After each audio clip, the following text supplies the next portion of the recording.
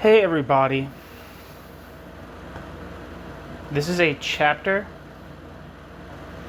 from Diethard, Behrens, and Kornelia Hafner's book, Western Marxism: An Introduction.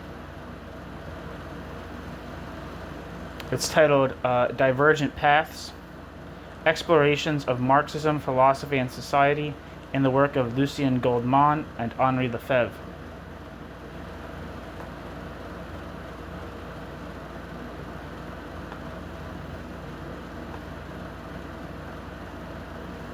So here we go. Goldmann too placed the discussion of moral philosophy at the center of his major work, Les Deux Cachés, The Hidden God. This point warrants further examination.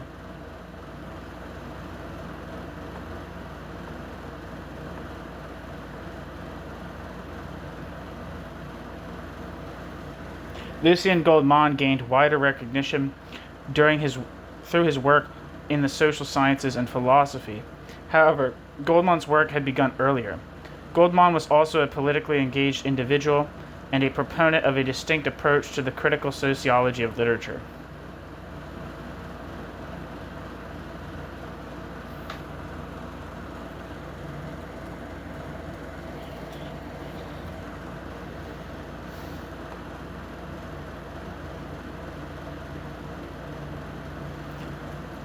Lucien Goldmann, born July 20th, 1913 in Bucharest, died 8th of October 1970 in Paris, followed a path that took him from Romania to France. After studying law in Bucharest, completing his state examination, he traveled to Lemberg, Lvov, in 1933 and subsequently to Vienna to study philosophy, German studies, and political economy. He arrived in Paris in 1934. At the Paris Faculty of Law, he obtained a diploma in advanced studies in public law and political economy, and he also passed the state examination in philosophy at the Sorbonne. During the Pétain regime, he lived in Switzerland, where he served as an assistant to Jean Piaget for 2 years. After receiving his doctorate in Zurich in 1945, with a thesis on Kant, he returned to Paris. There he had become a staff member of the École Pratique des Hautes Études, an institution he would later lead as director starting in 1958. His fields of specialization were the sociology of literature and the sociology of philosophy. His major work, Les Deux Cachés, was published in 1955. This was followed by works on dialectics and various writings on cultural criticism.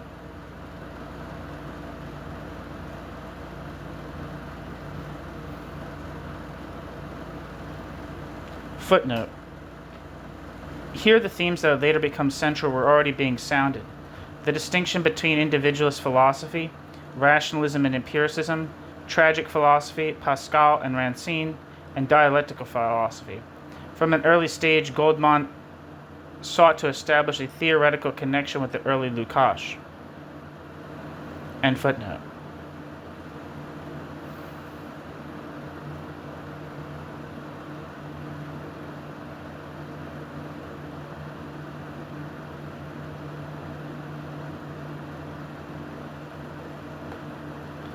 Footnote.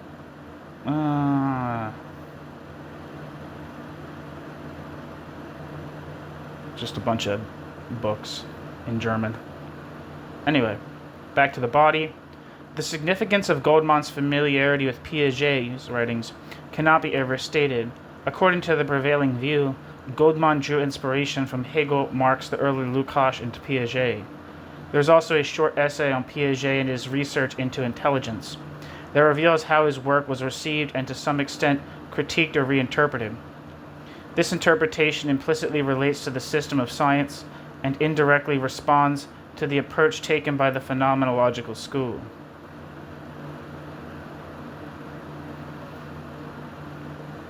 Footnote.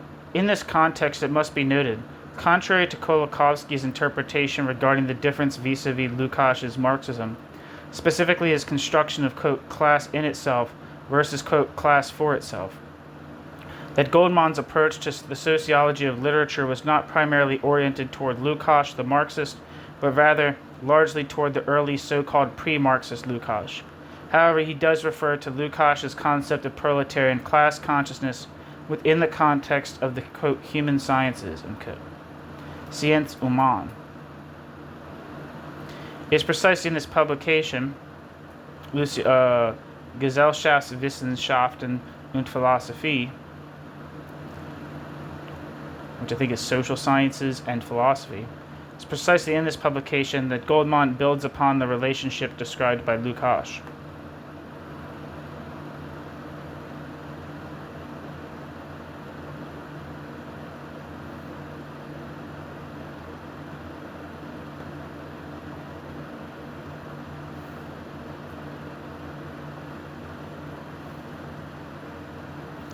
Footnote. For a discussion of Goldmann's view of Piaget and for a critique of Piaget's conception of time, structuralist psychology, and his implicit yet repeatedly denied Kantianism, see Kornelia Hafner zur Zeitdimension in der Sozialisationstheorie am Beispiel Habermas und Piaget.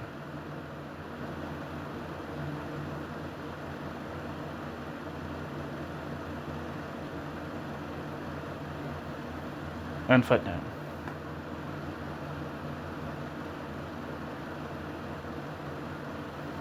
Back to the body.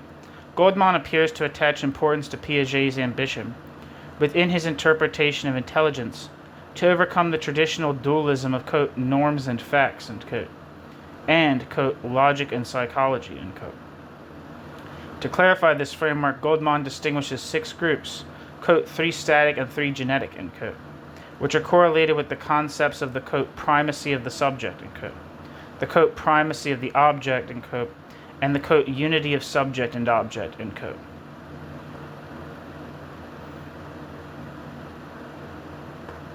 Goldmann.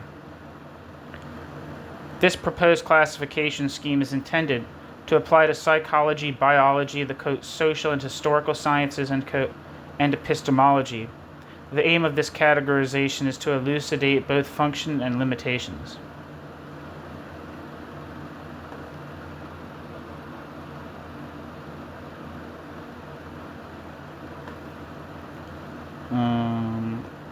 Footnote, and this is in relation to the sentence,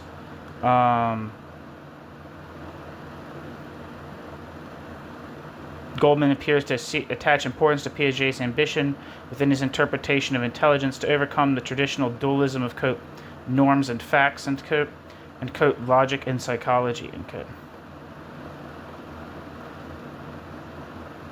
And the footnote says, the latter, which is what? Logic and psychology, stands in stark contrast to Kant.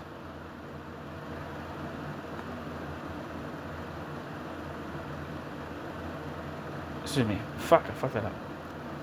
This footnote's in relation to the sentence, Goldmann appears to attach importance to Piaget's ambition within his interpretation of intelligence to overcome the traditional dualism of, quote, norms and facts, end quote, and, quote, logic and psychology, end quote. To clarify this framework, Goldmann distinguishes 6 groups, quote, 3 static and 3 genetic, end quote, which are correlated with the concepts of the, quote, primacy of the subject, end quote, the, quote, primacy of the object, end quote, and the, quote, unity of subject and object. Dude, I'm fucking spacing out. But footnote. A slight shift in focus has been made here. Excuse me. Jesus Christ. Footnote. The latter stands in stark contrast to Kant, who strictly maintains this distinction. And footnote. A slight shift in focus has been made here to present the argument in a way that accurately reflects the claims being made. And footnote. And this is in relation to the line, the aim of this categorization is to elucidate both function and limitations. And the footnote says, in the first category we have static theories. Here, under the primacy of the subject, the following are assigned to psychology: the psychology of thinking, parenthesis, Buehler and Zeltz, parenthesis, to biology, performationist mutationism, to the historical and social sciences, rationalism, Enlightenment philosophy, to epistemology, rationalist a priorism. Under the category of the primacy of the object, the following are assigned: to the psychology of intelligence, logistic Platonism, Bertrand Russell, to biology, pre-established harmony, creationism, to the historical and social sciences, traditionalism, to epistemology, Platonism. Under the category of the unity of subject and object within the framework of static theories, the following are assigned: to psychology, Gestalt psychology, to biology, emergence theory, to the historical and social sciences, phenomenological sociology, to epistemology, phenomenology. In the section on genetic theories, the following are assigned to the primacy of the subject: to psychology, trial and error theories, to biology, mutationism, to the historical and social sciences, idealist philosophies of history, to epistemology, pragmatism.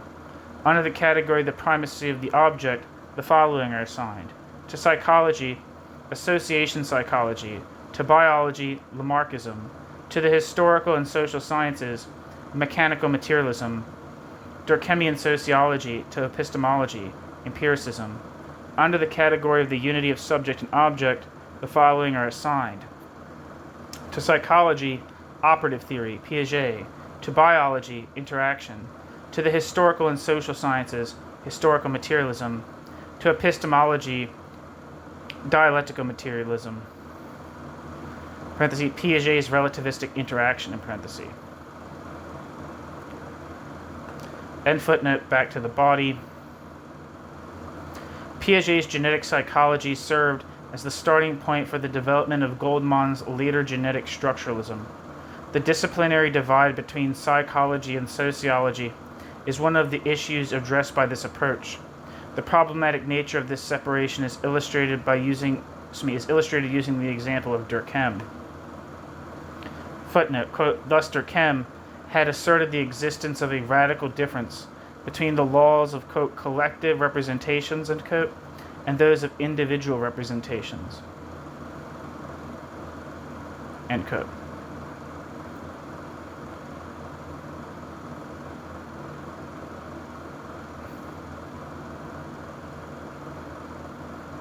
Goldmann. And footnote, back to the body. Quote, almost all attempts to bring these two sciences, psychology and sociology, closer together, suffer from the same flaw. They try in a schematic and naive manner to extend either the findings of the biological and psychological sciences to sociology, parenthesis, Spencer, Tard, Freud, in parenthesis, or conversely sociological perspectives to the study of the animal kingdom, parenthesis, Espinasse, Alverdes, etc., in parenthesis, end quote.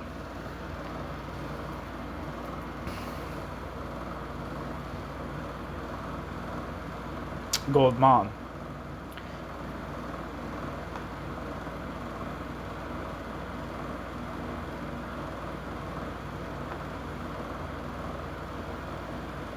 Piaget's work represents a step toward integration. Piaget's theory also exhibits a, quote, concordance, end quote, with theorems of, quote, dialectical materialism, end quote. Piaget, too, encounters a similar problem in his research on intelligence when he discovers the, quote, scientific inadequacy of the definition, end quote. The consequence is that one arrives either at a, quote, functional definition, end quote, incorporating all, quote, cognitive structures, end quote, or at a, quote, specific structure, end quote, elevated to the status of a benchmark. Piaget seeks to avoid this dualism through his genetic psychology. One must move beyond traditional dichotomies, such as instinct versus intelligence, thought versus action, or norm versus fact, insofar as these are themselves elements of, quote, total and concrete reality, end quote. An analogy can also be drawn between the, quote, adaptive nature of intelligence, end quote, and historical materialism, specifically the concept of assimilation and accommodation.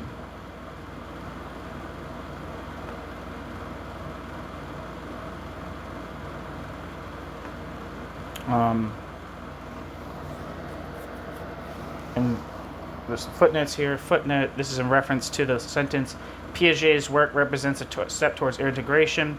Piaget's theory also exhibits a, quote, concordance with theorems of, quote, dialectical materialism, end quote. And the footnote says, Engels' anti-Düring stands as the reference point here.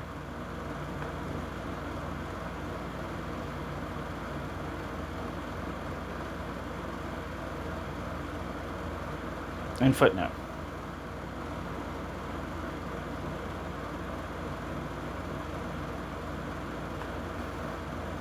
Footnote. And this is in relation to the line, an analogy can also be drawn between the, quote, adaptive nature of intelligence, end quote, and historical materialism, specifically the concepts of assimilation and accommodation.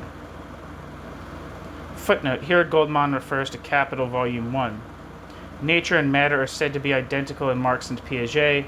For the time being, however, this is merely postulated in an unequivocal manner. End footnote. Back to the body. The analogy between Marx and Piaget is extended further when the significance of logic is upheld. Piaget also points a, quote, dialectical logic, Piaget also posits a, quote, dialectical logic of totalities, end quote. Goldmann.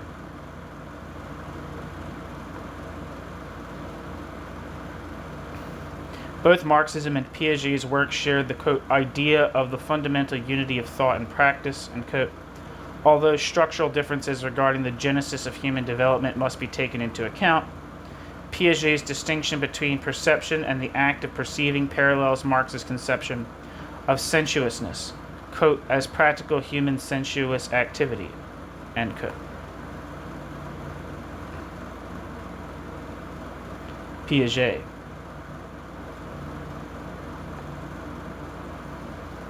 When Piaget, end quote, Goldmann.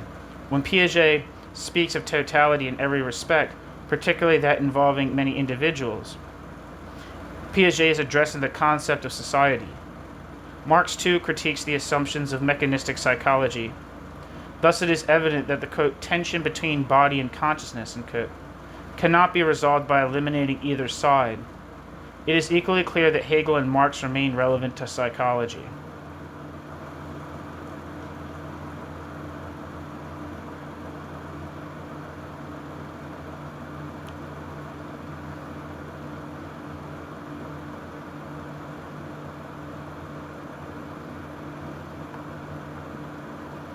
A couple footnotes here.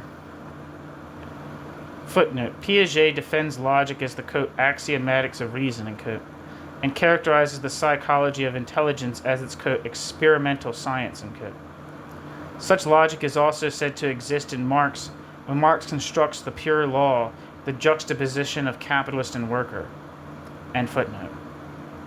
Footnote. As Goldmann emphasizes, Piaget opposes Gestalt psychology and the logic of the Vienna Circle. In his own logic, he presupposes a, quote, adequate schema for the states of equilibrium of thought, end quote. Goldmann.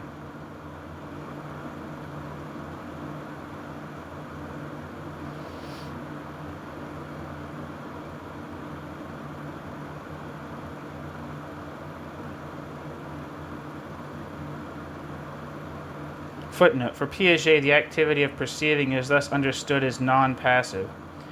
This leads him to posit the existence of, quote, two internal structural stages, end quote. Goldmann.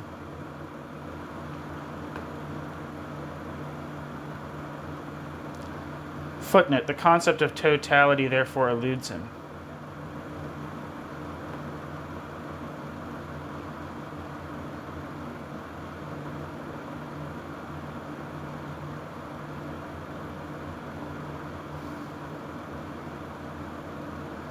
Back to the body.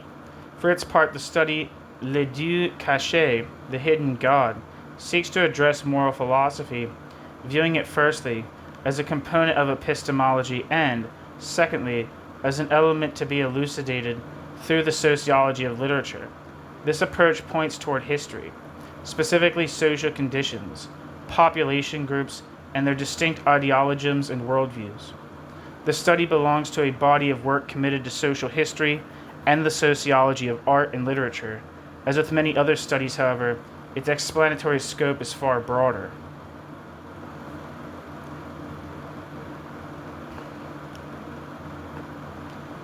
Footnote. A Weltanschauung worldview is defined as, quote, the sum of inclinations, feelings, and ideas held by the members of a group, end quote. Goldmann. A specific mode of thought can be concentrated within a worldview. However, the distinction between ideology and worldview must be emphasized.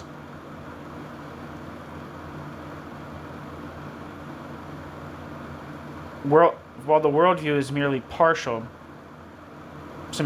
while ideology is merely partial, worldview possesses a, quote, total character, end quote. Lucien Goldmann. No distinction is yet made here between Weltanschauung and Weltbild, parenthesis, world picture, end parenthesis. Goldmann does not clarify the specific selection drawn from philosophy and literature, given that the social group in question does not express itself solely through these mediums.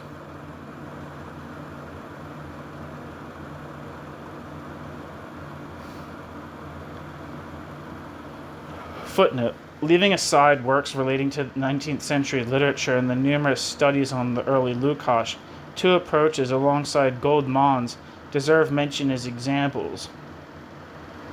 Franz Borkenau, Der Übergang vom feudalen zum bürgerlichen Weltbild, The Transition from the Feudal to the Bourgeois Worldview, published in 1934, and Arnold Hauser's Sozialgeschichte der Kunst und Literatur, Social History of Art and Literature, 2 volumes, published in Munich, 1953. Birkenau's work bears a thematic resemblance to Goldmann's, though Birkenau focuses his analysis on the gentry. Regarding Lukács, see Lucien Goldmann, Materialisme, Dialectique et Histoire de la Philosophie, Historical Materialism, and the History of Philosophy. Dialectical Materialism and the History of Philosophy. Published in 1948. And footnote. Footnote. Kolakowski makes an erroneous judgment in suggesting that Goldmann attempted to position himself beyond idealism and materialism. End footnote.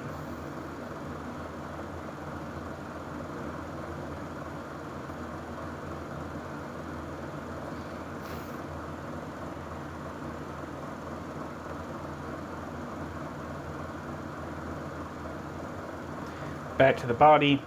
Historically, Goldmann's interests focused on the tragic worldview. Pascal's Pensée and Racine's tragedies Andromache, Britannicus, Berenice und Phaedra. These authors critique the rationalism found in the philosophy of Galileo and Descartes, as well as in the literature that followed in its wake. A tragic worldview is attributed to the Jansenist noblesse de robe. However, this requires further explanation.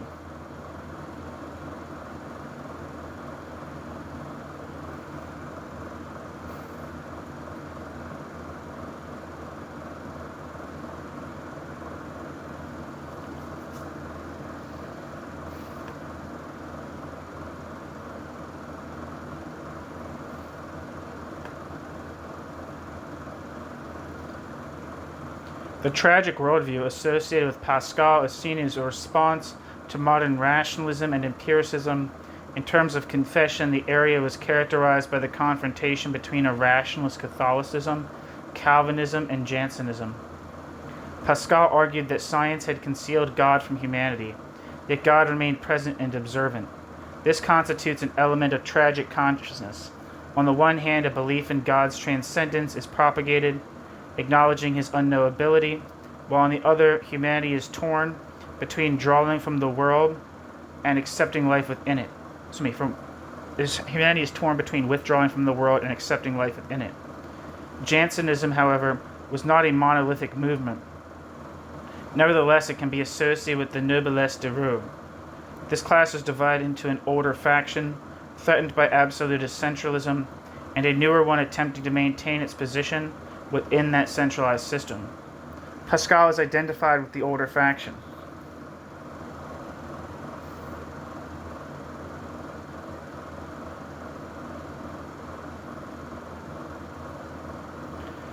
Footnote: Pascal's work is thus regarded as a turning point away, quote, from rationalist or empiricist atomism, end quote. Cornell is identified as the principal exponent of literary rationalism. Footnote: the ultramontane faction and Gallicanism are overlooked. The major conflict between them occurs at a later date.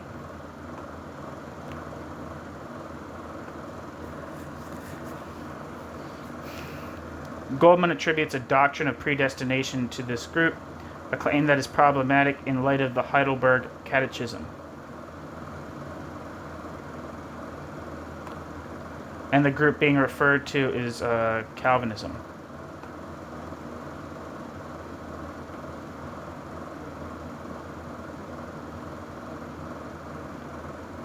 Footnote: Goldmann likewise attributes a doctrine of predestination to this group, characterizing as a crypto-Protestant faction.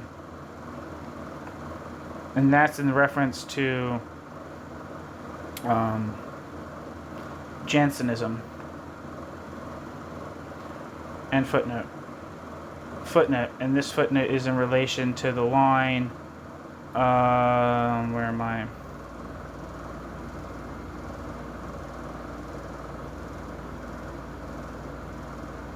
I actually can't find it.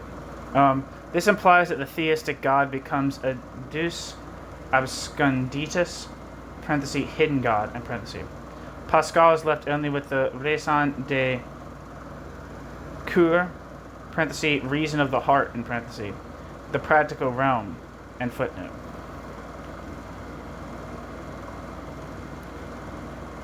Footnote: Pascal holds a simultaneously positive and negative attitude toward rationalism. After all, Pascal does not cease his scientific work.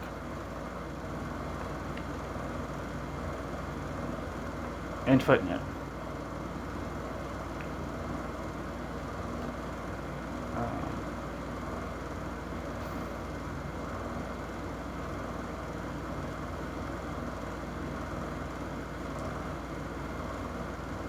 Footnote: While Barcos, Pavillon, and Rancine sought to save their souls through contemplation and the negation of the world, Arnauld and Nicole dedicated themselves to a perspective of reform, whereas Choiseul and Arnauld de Ordelly attempted a compromise.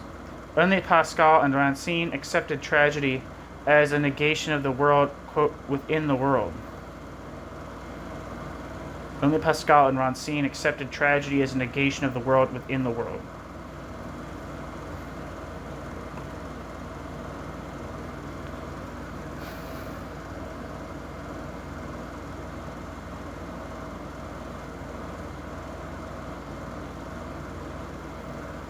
And footnote back to the body. Yet the focus is not on the individual, nor solely on Pascal as an individual. This must be borne in mind during analysis. The fundamental question arises of how to relate subjectivizing literature to the general conceptual framework of philosophy, and conversely how to define the relationship between the individual and the group. The subject, however, is not the individual, but rather a, quote, we, end quote. Rather a, quote, we, end quote, end quote. Goldmann.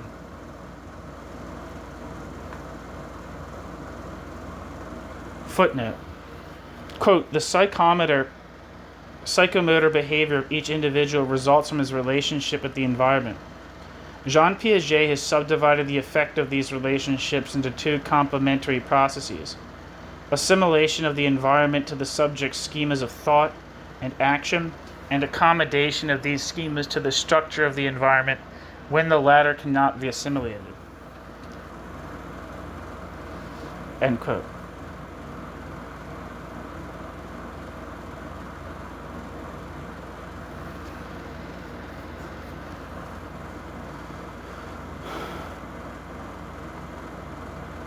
Goldmann. Footnote. A, quote, concordance between thought and behavior, end quote, is assumed for groups. However, a group does not yet constitute a, quote, social class, end quote. End footnote. Back to the body. The analysis requires the assumption of a differentiated consciousness of totality when the aim is to understand historical moments.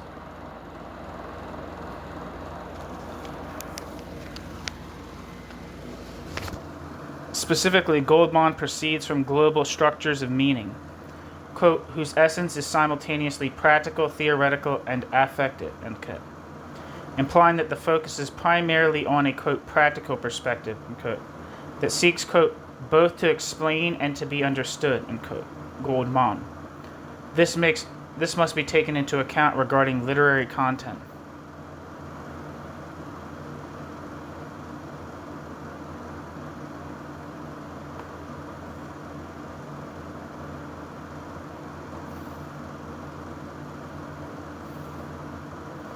Footnote. The aim is to grasp the meaning of specific thought processes, yet this meaning itself depends on a coherent whole. End footnote.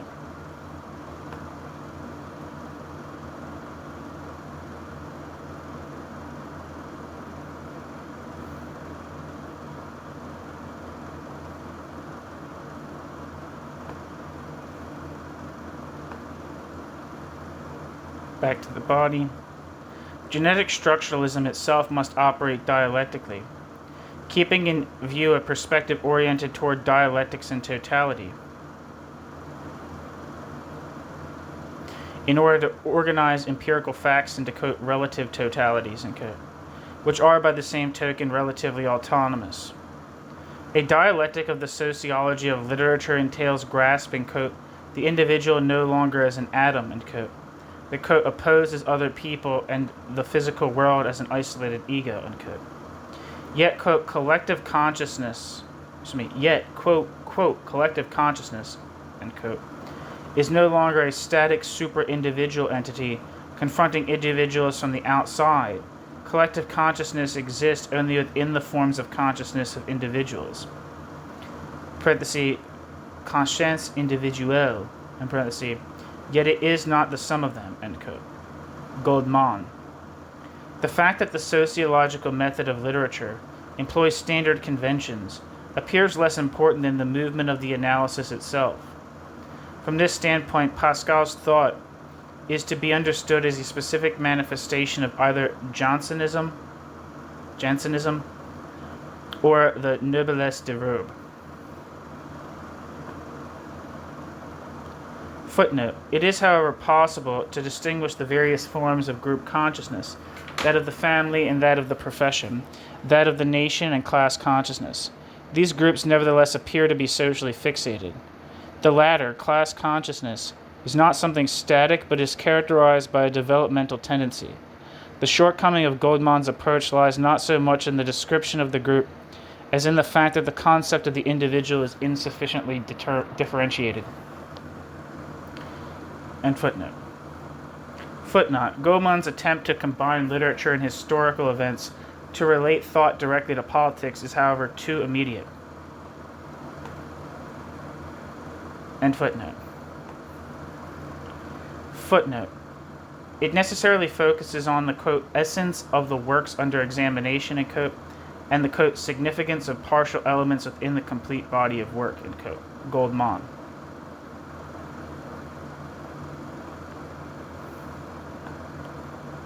End footnote. Back to the body. Social science, sociology, and anthropology is conceived as one that, in its starting point, must distinguish itself from two positions: ahistoricism and sociological functionalism.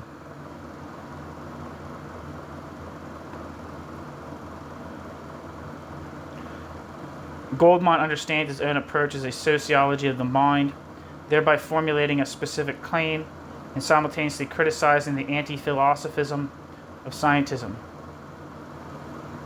This refers to a social science that is to be understood as historical and that avoids traditional limitations.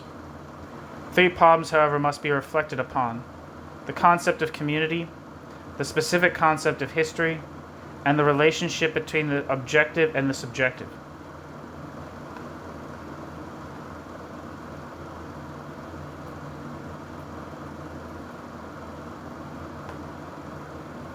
Footnote, quote, the method of moving from the immediate empirical text to the conceptual and mediated worldview, and to return finally to the concrete meaning of the text, is ... no innovation of dialectical materialism. Okay. Here, Goldmann refers critically to the liberal Raymond Aron and to Claude Lévi-Strauss. Claude Lévi-Strauss represents the concept of a, quote, formalist system, end quote, that negates history. Functionalism in sociology, in turn, negates dysfunctions. Politically, Goldmann pins his hopes on the idea that current economic and political problems could be resolved through a, quote, democratization of responsibilities, end quote. Goldmann. Footnote, quote, if philosophy is more than a mere conceptual expression of various worldviews, if alongside its ideological character it also yields certain fundamental truths regarding the relationships of human beings with one another and with the world, then these truths must become the basis of the social sciences and especially of their methods, end quote.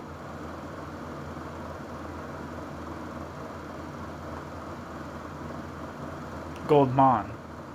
Footnote. From the, quote, experience, end quote, of natural sciences, an idea developed that holds true for the new order of the natural world, a field of knowledge is one for positivist science to the extent that it frees itself from any philosophical interference. Scientism attempted to extend this claim to the biological and social sciences. It preached a mechanistic biology, a behaviorist psychology, an empiricist history, and a sociology focused on things and description. End footnote.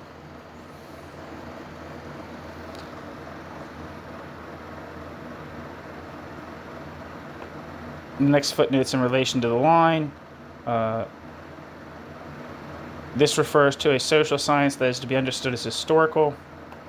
And the footnote says, it is evident that every, quote, social fact, end quote, is also a historical one and vice versa. End footnote. Footnote. And this is in relation to the line.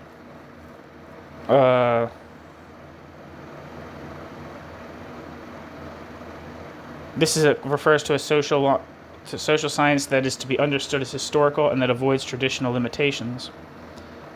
And the footnote says, this is directed against the construct of, quote, disinterested research, end quote, found in the natural sciences.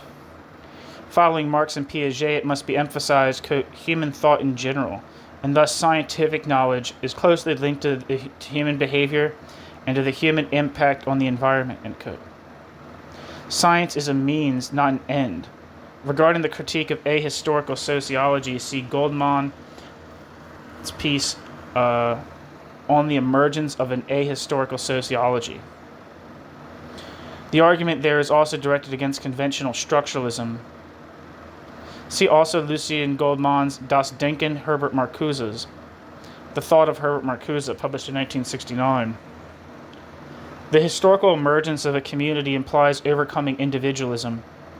History signifies change. This entails distancing oneself from historical determinism and the conception of history as the story of, quote, great men, end quote. For Goldmann, this line of reasoning also involves distancing himself from a phenomenology which, quote, limits itself to an interpretive description of facts of consciousness, end quote, and ignores, quote, objective meaning, end quote.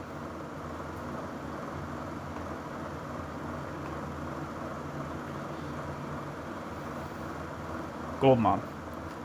Footnote, quote, the dual level at which historical and social events must be examined also requires a dual criterion for value judgments.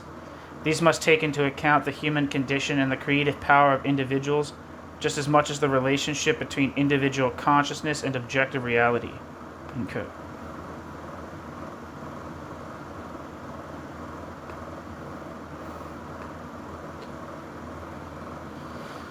End footnote. Back to the body. The concept of objectivity is insufficient in sociological theory, and therefore it is more expedient to turn to Lukács's objectivity in the transition to consciousness. Nevertheless, Goldmann wants to linger for a moment on the description of sociology.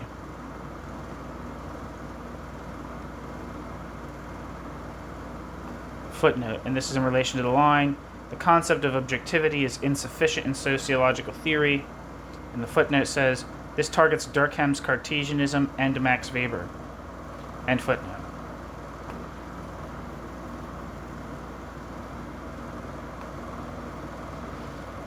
Footnote. Later, the relationship with Lukács becomes somewhat more critical. See Lucien Goldmann's piece, Lukács und Heidegger. Lukács and Heidegger. And footnote, back to the body. Goldmann, referring to the sociology of the Durkheimian school, often presented as microsociology. Its political function, often presented as microsociology, its political function is immediately apparent. To help, quote, adapt the individual to contemporary society, and quote, from the perspective of preventing revolution. In contrast, the scientist's orientation toward truth must be upheld, even if the problem of ideology often comes into play. Nevertheless, with regard to such sociology, objectivity is not a given.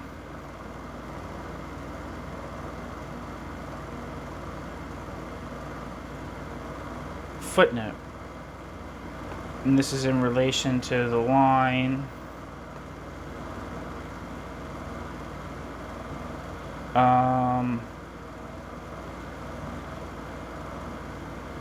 Its political function is immediately apparent to help, quote, adapt the individual to contemporary society, and quote, from the perspective of preventing revolution. And the footnote says, this is formulated more sharply elsewhere.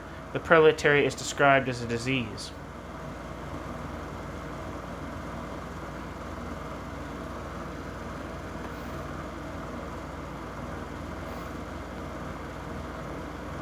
And footnote. Footnote. Sociology, too, has a specific genesis.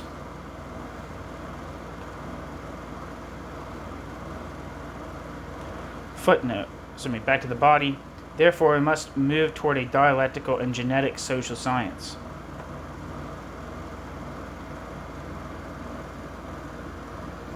Footnote. Quote, the dialectical method is always a genetic one, and every human reality is simultaneously of a material and psychic nature, end quote. However, intellectual and social conditions must be taken into account. Back to the body, knowledge is an awareness on the part of the actors, and thus Goldmann raises the question of intellectual influences and the relative autonomy of intellectual spheres, especially in relation to society. He refers here to the existence of groups and consequently to classes. This leads him to the discussion of class and class consciousness.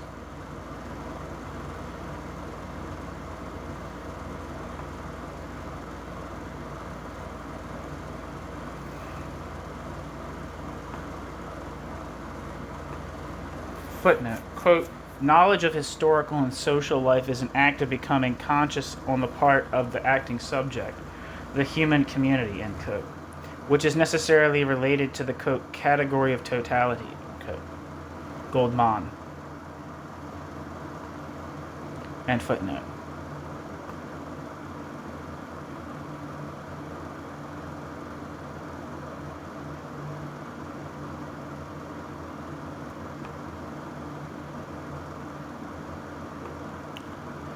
Footnote, since intellectual influence explains too little, the primary cause must be sought in the, quote, economic, social, and psychic structure of the group, end quote. Dialectical materialism is synthetic. It denies, quote, the existence of any metaphysical or speculative entities, end quote, and views, quote, intellectual life as the expression of a deeper and broader human reality, end quote. Goldmann. The, quote, expression of a collective consciousness, end quote, implies that a text becomes such only insofar as the structure expressed within it is not peculiar to the author, but is shared by the various members of the social group. Hence the call for a, quote, sociology of the mind, end quote, is understandable. Footnote. Sociological definitions of class, specifically those of Gurvitch and Halbwachs, are criticized. Goldmann deems Maurice Halbwachs' attempt to define classes based on consumption impossible, arguing that the sphere of consumption is unsuited for differentiation. Conversely, it is argued that classes have existed since antiquity.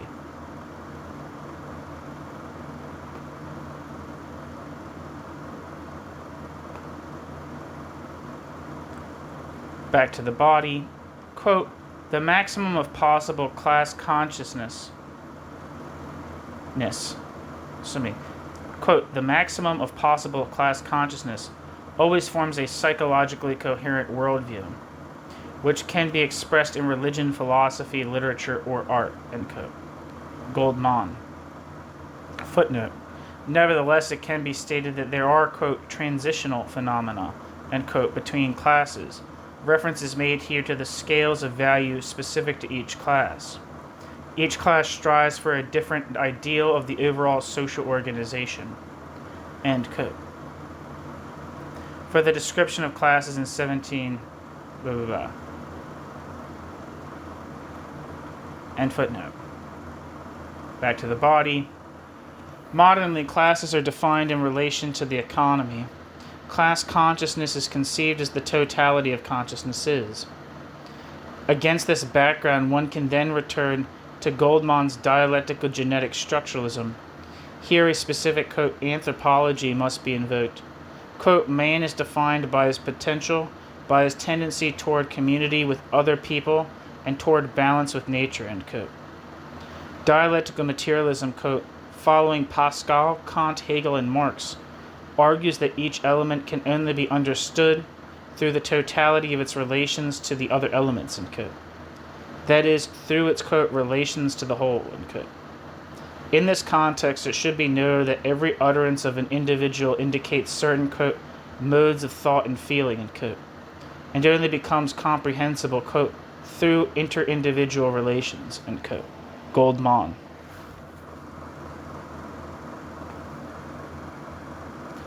Footnote. A, quote, social class is said to be, quote, defined by A, its function in production, B, its relationship to members of other classes, and C, its potential consciousness, which constitutes a worldview, end quote.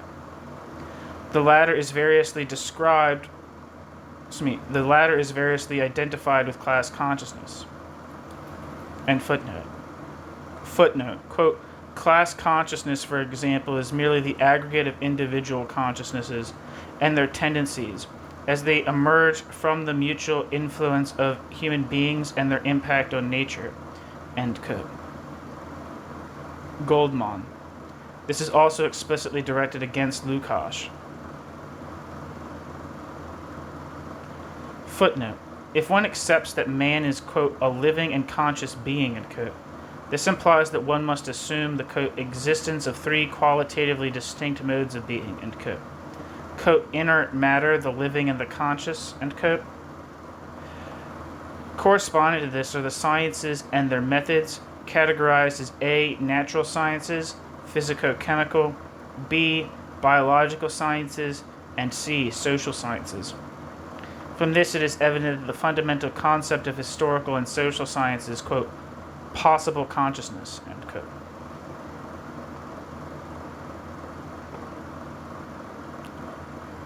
Footnote. The totality of these relations formed a, quote, specific psychic structure, largely shared by the individuals constituting one and the same class, end quote. Goldmann. It tended toward a, quote, coherent perspective, end quote. Goldmann. This applies above all to the bourgeois class. End footnote. Back to the body. If Goldmann starts from structures of meaning, Goldmann soon arrives at a hierarchy of structures. The explanation of one structure is then a prerequisite for the next higher one. These structures, however, are not static for him, but rather document contradictions in the social and intellectual sphere, and a dynamic. Genetic structuralism must therefore understand Marxism as an element that can be made fruitful for a science that sees itself as the integration of sociology, anthropology, psychology, and philosophy.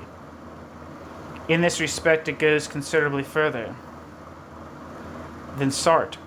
Despite all attempts at demarcation, however, its approach still remains to some extent within the realm of positive theory. Herein lies a disadvantage. Goldmann reflects only to a very limited degree on the methodological aspects of Marx himself. Footnote: the integrative step can easily be reversed by asking what contributions these sciences might make to the concept of a Marxist-oriented social science.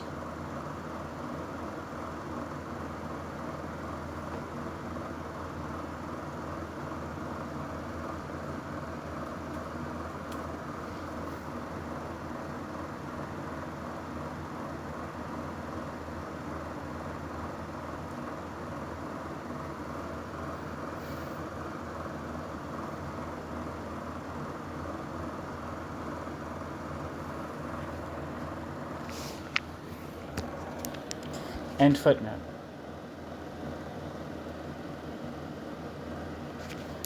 New section.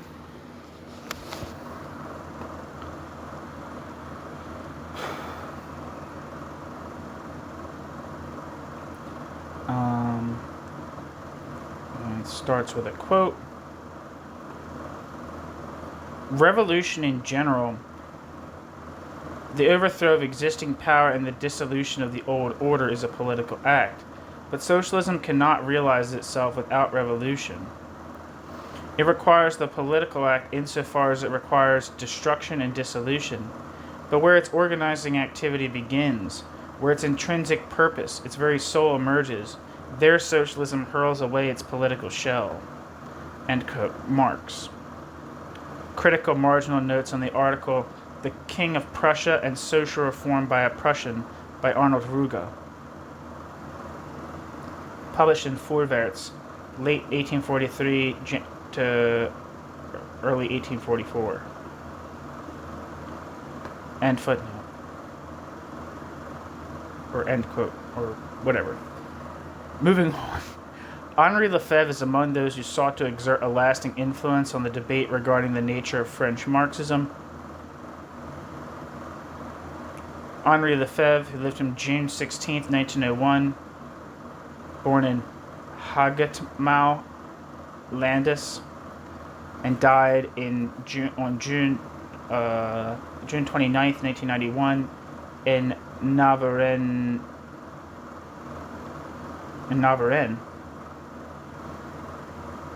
A philosopher and sociologist, Lefebvre is regarded as a critical thinker and one of the figures that helped pave the way for the events of 1968 in France.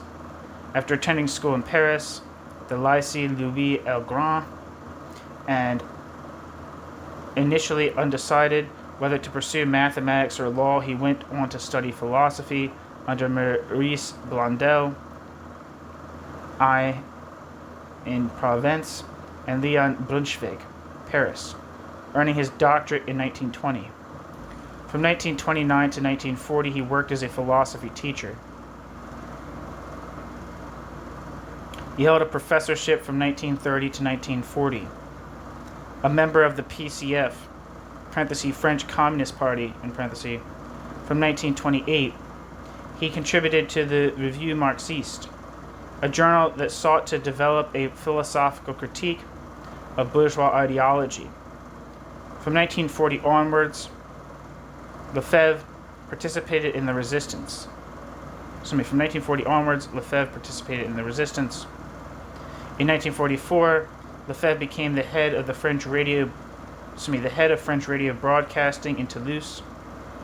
From 1949 to 1961, Lefebvre worked as a Maître de Recherche research fellow at the Centre National de la Recherche Scientifique, CNRS. In 1958, the Communist Party expelled Lefebvre due to remarks he made regarding Khrushchev and the Hungarian uprising. From 1961 to 1965, he held a professorship in sociology at the Faculty of Letters of the University of Strasbourg and subsequently at Nanterre. From From there, Lefebvre moved to the Institute of Urbanism in Paris.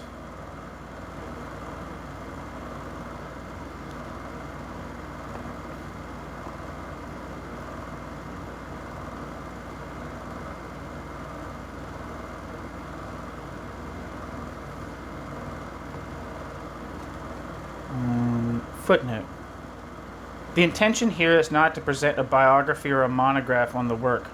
Moreover, the points raised are neither exhaustive nor comprehensive. The aim here is A, merely to reflect on specific aspects that can be the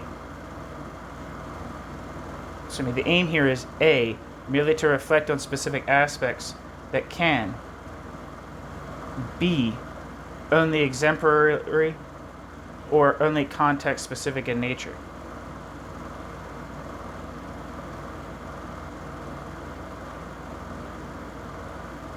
See Irving Fletcher, Hegel in France, who assigns Lefebvre to the realm of Marxist anthropology, a view cautiously disputed by Alfred Schmidt.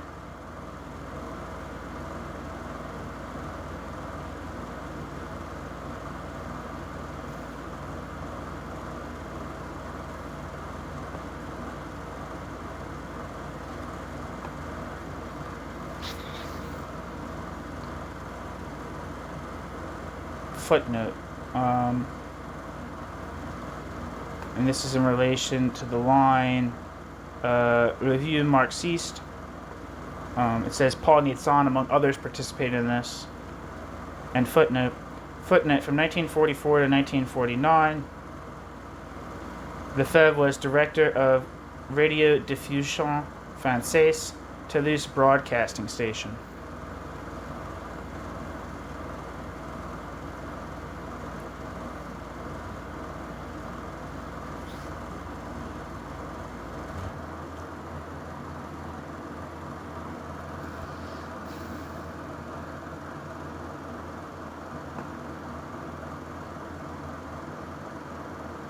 Back to the body.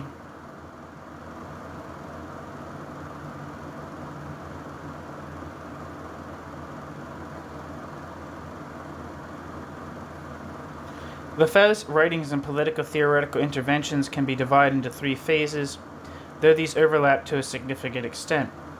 The first phase focuses on acts of mediation and translation. The second encompasses interventions, and the third is dedicated to the theory of everyday life and urban studies. Henri Lefebvre first came to prominence through translations and cultural mediation within the Marxist discourse that was taking shape in France during the 1920s and 1930s. These included translations in the field of philosophy and politics. Writings oriented toward immanent social and philosophical critique appeared later as well.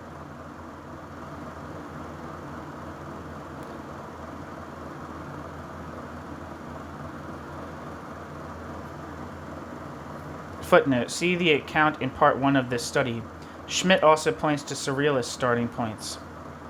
See Alfred Schmidt, Henri Lefebvre, and contemporary Marx interpretation.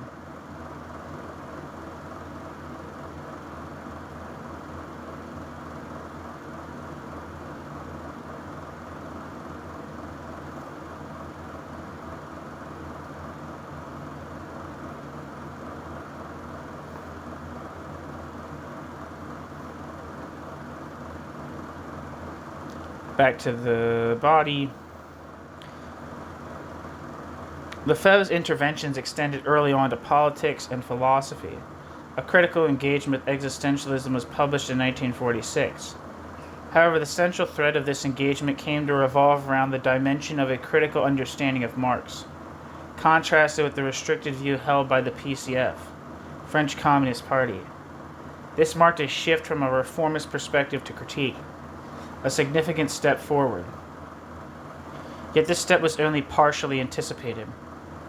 While Lefebvre distanced himself from Stalinism, he remained an admirer of Lenin throughout his life. Thus he occupied a peculiar middle ground while simultaneously taking a decisive step. The anthropology that serves as one of Lefebvre's starting points is transformed in that its static character, along with its naturalization, is superseded. Instead, it is to be understood as historical or rather grounded in the philosophy of history. Schmidt suggests that Lefebvre's position should be viewed as an opposition to, quote, modern authoritarian irrationalist ideology, end quote, on the one hand, and to the manifestations of French Stalinism, and thus to economism and positivism on the other. His intention is directed toward a concept of critique. Here, as with Sartre, one finds both an ontologization of the concept of negativity and a recourse to Vico. This also has implications for the concept of ideology.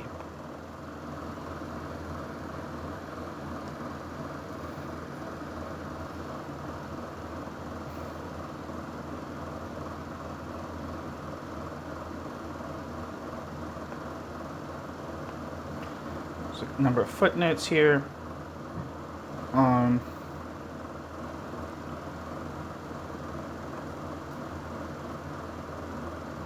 And this is in relation to the line, Lefebvre's interventions extended early on to politics and philosophy.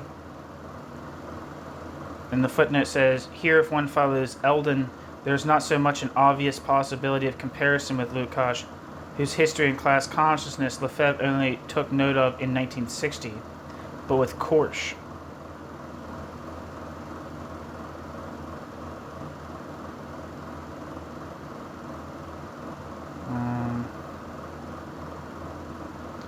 Some pieces referenced here by 1956, 1934, 1956.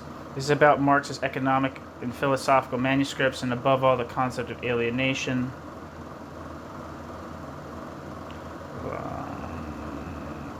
Okay, and footnote.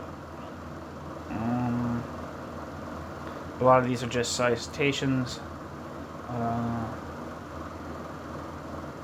Footnote, this is related to the line, this marked a shift from a reformist perspective to critique, a significant step forward.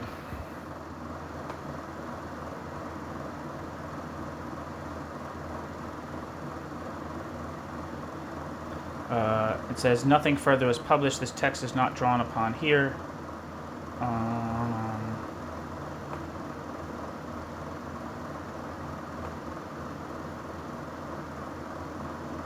Footnote. Schmidt's anthropology aims at, quote, the world of man, state, society, end quote, Marx, and the, quote, universal human essence, end quote, which has hitherto been merely, quote, an unredeemed promise, end quote. The argument runs that Marx is not concerned with, quote, asserting the, quote, ontological characteristics, end quote, of human labor, end quote. Quote, historicity, end quote, refers to an abstraction from history, the aim being to abstract concepts from historical development. Schmidt notes that Lefebvre opposes Kojève and Jasper's philosophy of existence, as well as the Husserl Heideggerian variant of fundamental existentialism. For him, Marxism is thus, quote, not a philosophy of being, but one of the concept, end quote. Schmidt does not for the moment mention that this position entails a number of problems, for Lefebvre nonetheless proceeds from the premise of the human being as a natural entity endowed with consciousness. End footnote.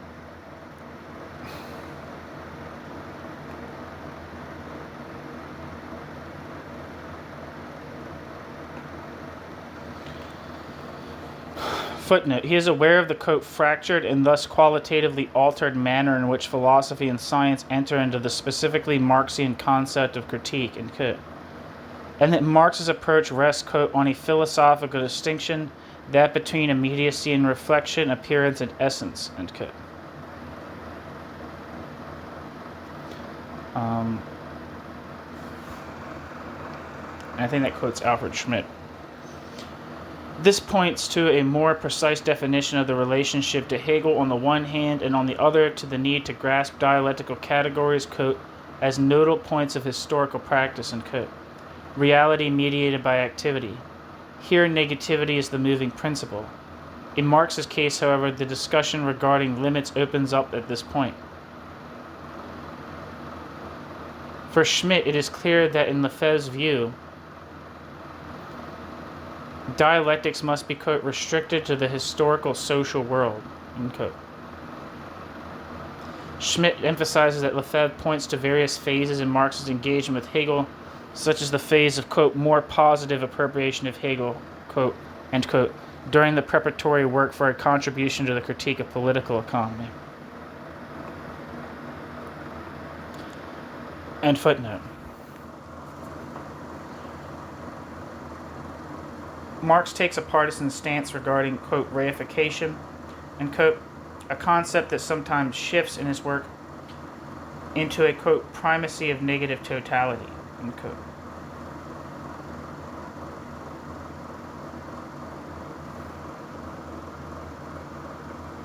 Such a line of reasoning reveals A, that the theoretical approaches of Hegel and Marx are conflated to an excessive degree, and B, that the concept of, quote, critique remains merely hinted at. Lefebvre's intention is to hold up the, quote, irreducibility of the human element, quote, to the economic, end quote. Marxian dialectics, he argues, demonstrate a defetishization of the commodity world, and with it, its, quote, its subjective mediation, end quote.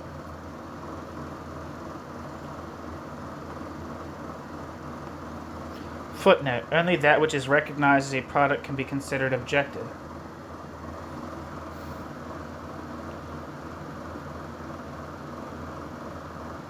End footnote. Footnote. If one understands Marx's concept of ideology as a, quote, realm of conscious phenomena, severed from practice, end quote, then the distinction between, quote, economic and, quote, extra-economic action becomes questionable. The, quote, apparatus of consciousness, human, quote, modes of behavior, end quote, and in particular the sphere of consumption are deemed ideological. Insofar as Schmidt accurately represents Lefebvre here, the latter's position aligns closely with the tenets of critical theory. Regarding the sphere of consumption, however, Goldmann's critique holds true. This area appears immediately as class neutral, or rather as specific to the immanent logic of capitalism, albeit within given conditions. Yet this also implies that the form itself does not immediately reveal its class-specific element, causing the sphere of consumption to appear as a realm of freedom and equality for its participants. This restriction overlooks the fact that the sphere of consumption encompasses more, for instance, productive consumption and social consumption. Yet doing so would mean moving beyond the sphere of the semblance of simple circulation, and thus beyond the non-specific character inherent in the established bourgeois order. The discussion regarding the concept of ideology extends further.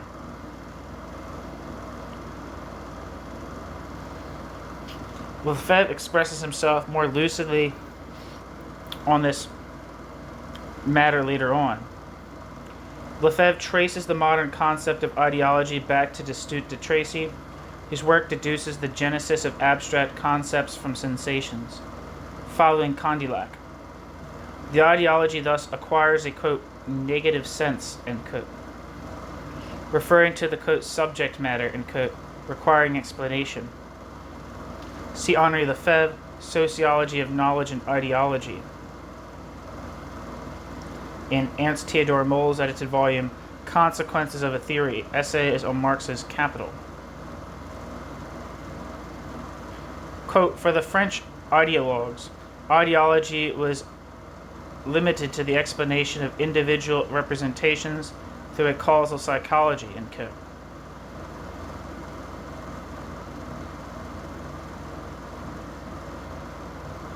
Whereas for Marx, its object is a, quote, nexus of representations characteristic of a specific epoch and a specific society, end quote. Lefebvre. If Marx is concerned with, quote, elements of knowledge, end quote, regarding society, Marx employs metaphors such as transparency or opacity. In this context, however, it must be recalled that religion, insofar as it falls into this category, is doubly defined by Marx as a, quote, expression of real misery, end quote, and simultaneously as a, quote, protest against real misery, end quote.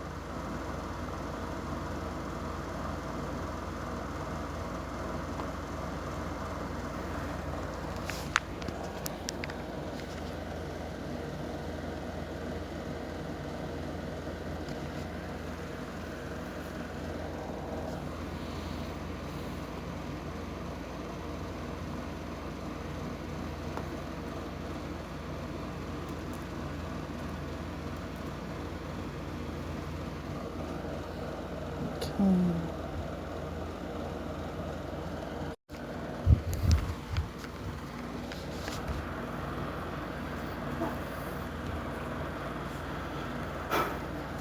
I press record? I did, didn't I? Yes, I did. I'm a good boy. Thus, on the one hand, Marx's critique of positivism must be emphasized, while on the other it is necessary to capture the, quote, critical humanist impulse, end quote, in Marx. Dialectics is required to comprehend the categories as a system.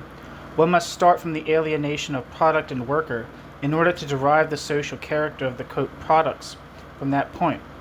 According to Schmidt's interpretation, this aims at a concept of totality that encompasses both the objective interconnection and the, quote, movement that would, quote, not exist without human conscious will and purposes, end quote.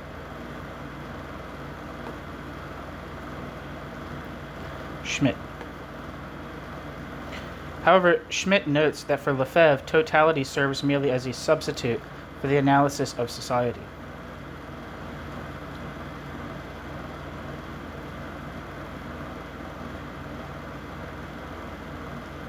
Footnote. See Henri Lefebvre, Qu'est-ce qu'est la dialectique, published in 1935, as well as Le route de la retour de la dialectique. There, the thesis of a prioritization of culture in modernity is developed. For Lefebvre, this implies that the cultural revolution alternates with the political revolution. End footnote. Back to the body. Lefebvre takes the problem of formal logic, with its decoupling of content and form, as the starting point for the argument developing his understanding of Marx. The example of induction demonstrates that science, when generating something new, must violate the rules of formal logic. Hegel subjects this pattern of thought to critique. For Hegel, dialectic becomes the movement of reason, establishing a relationship between form and manifold reality. Quote, becoming is the decisive factor as, quote, the mediating third, unquote.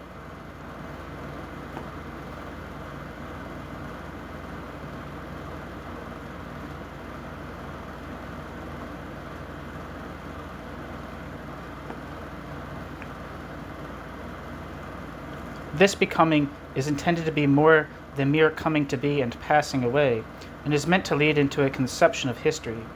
Embedded in this construct is a stage-based model of knowledge. Becoming is conceived as an evolutionary process marked by leaps, shifts, and upheavals.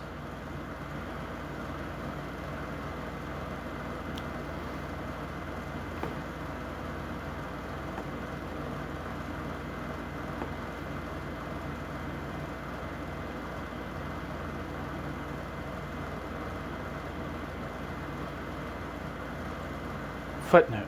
There is, however, a hidden content and an ontology and metaphysics open to it.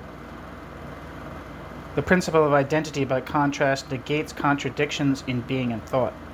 End footnote. Footnote. There are three interpretations of dialectics. A, as a, quote, analysis of movement, end quote, with presupposed content, where thought spontaneously coincides with the world. B, as a generating element of movement, an essentially reconstructive element, and C, as emerging from, quote, alienation of the idea, end quote, Lefebvre. The second variant is considered the most authentic.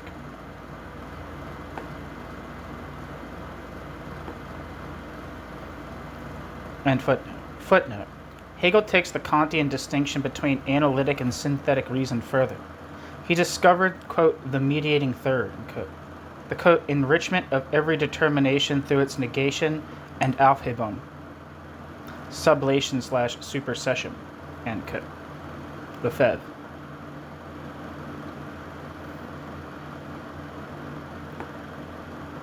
Footnote. Becoming is, quote, the first determinate Dasein, bracket, being there / determinate being, in bracket.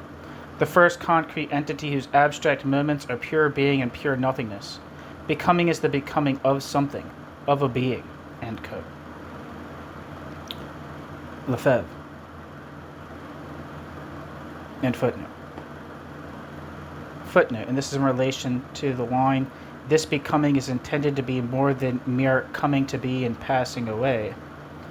And the footnote says, here the concept of Aufhebung is taken up. At the same time, two moments are noted. A quote, all truth is relative, yet as such is situated within the absolute, and has its place in absolute truth, end quote. And B, the dialectics gives, quote, content to the, quote, principle of identity, end quote. Lefebvre. Back to the body.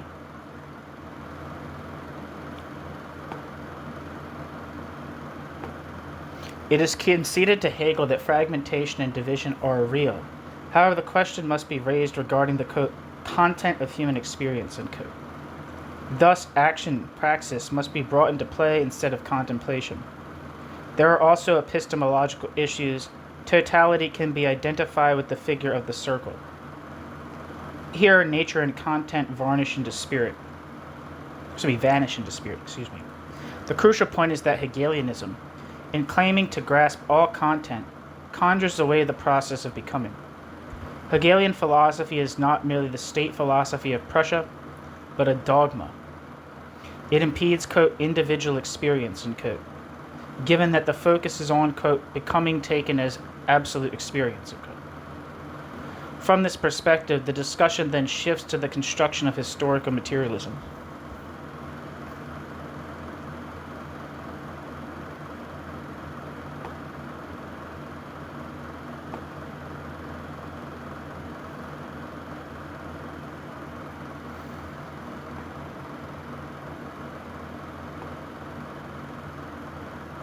Footnote, and this is in relation to the line, thus action praxis must be brought into play instead of contemplation.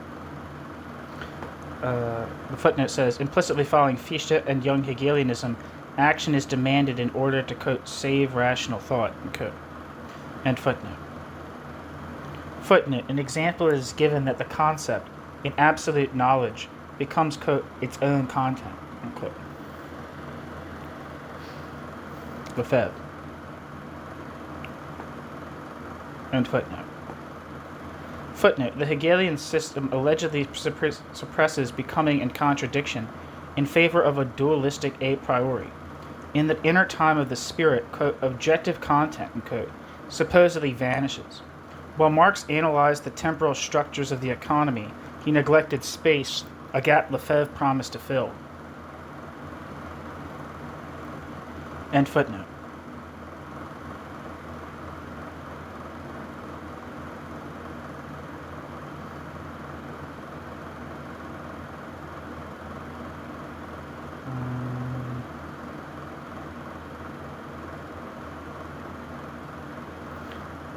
See Lefebvre, La production de l'espace. So I guess the production of space.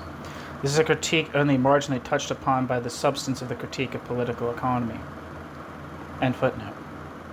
Back to the body. To begin with, this entails continuing the critique of Hegel while simultaneously following the early Marx.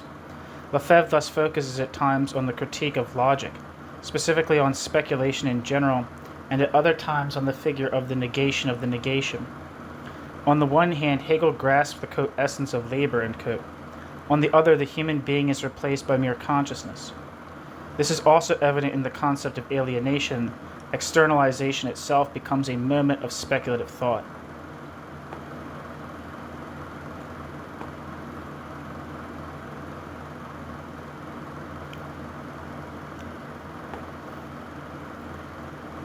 Footnote. Schmidt notes that Lefebvre deserves credit for drawing attention to the genesis of Marx's thought, even if he lacks a precise understanding of Darstellung, presentation/exposition, and critique. This is particularly noteworthy as stated elsewhere, given that he was familiar with the Grundrisse. This line of inquiry is pursued here in part, though in such a way that Lefebvre, not Marx, stands at the center. End footnote. Footnote. Logic is said to be, quote, merely the value of man expressed in abstract thought, end quote. An indifferent part of his essence. Yet, how could one deduce the world from it? It cannot be logic, to which one must return, but rather phenomenology. There one finds the, quote, content of human life, end quote, once more. And the quotes are from Henri Lefebvre. For Hegel, however, life in general is merely thought. Thus, the Hegelian negation of the negation is, quote, not the affirmation of man's true essence through the negation of his illusory essence, end quote. It negates the, quote, concrete essence, end quote, and transforms, quote, false objectivity, abstraction into a subject, pure thought, quote, absolute knowledge, end quote, end quote. This sounds, as with Sartre, like an existentialist search for concrete essence. The function of the negation eludes Lefebvre. Lefebvre argues similarly regarding the relationship between master and bondsman. He describes the relationship as a mere fact of consciousness and criticizes the fact that actual domination remains in place. However, the character and function of this figure are thereby misunderstood. End footnote. Footnote. Hegel views, quote, man's objectification into a world of external things and his de-objectification as an overcoming of this alienation, end quote. Lefebvre. The discussion of alienation, however, is not merely one that took place historically during Lefebvre's time. See the anthology Nouvelle Aliénation, published with Actuel Marx, number 39, Paris 2006.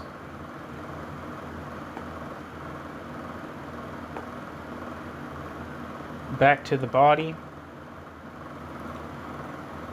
In Marx's economic and philosophical manuscripts, dialectics are rejected, quote, in order to accept the theory of alienation, end quote. Humanism is invoked in contrast to Feuerbach's anthropology. While Feuerbach's, quote, pure nature, end quote, is abstract, and the human being merely a, quote, sensuous object, end quote, Feuerbach fails to move beyond philosophy to society. Consciousness, however, is a social product. The division of labor emerges during this development. Setting the community in opposition to the individual, this gives rise to social alienation, the state, and classes. It is therefore evident that the overcoming of alienation must be a political matter. This leads to the materialist conception of history, which focuses on social preconditions. This also implies a turn against individualism, particularly since the notion of an isolated individual is an abstraction. Marx is concerned with the, quote, fully developed individual, end quote, who exists in harmony with species life. This suggests that Lefebvre has not truly emancipated himself from individualism. Alienation and reification are social facts, yet counterposed to the, quote, class character of social relations, end quote, is the idea that the, quote, meaning of life, consists in the full development of human faculties, end quote.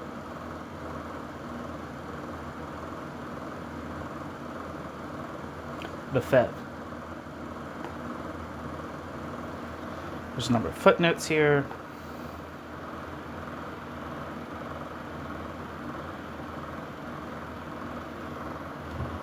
Footnote. This demonstrates an all too cursory glance at the manuscripts. This insight, the negation of dialectics, was supposedly refined during 1845 to 46, when, quote, Marx and Engels, end quote, contrasted their own humanism with that of Feuerbach. There is no, quote, Feuerbachian period, end quote. It is striking that Engels' name is constantly inserted, even where authorship is unambiguous. Similar deference is shown toward Lenin. Regarding Feuerbach's concept of the human being, however, it is noted that while conceived as a sensuous entity, it remains merely a bourgeois individual.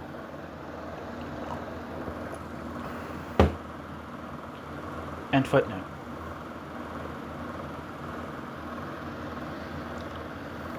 Footnote. Life determines consciousness. This involves four conditions. A, quote, production of the means of subsistence, end quote.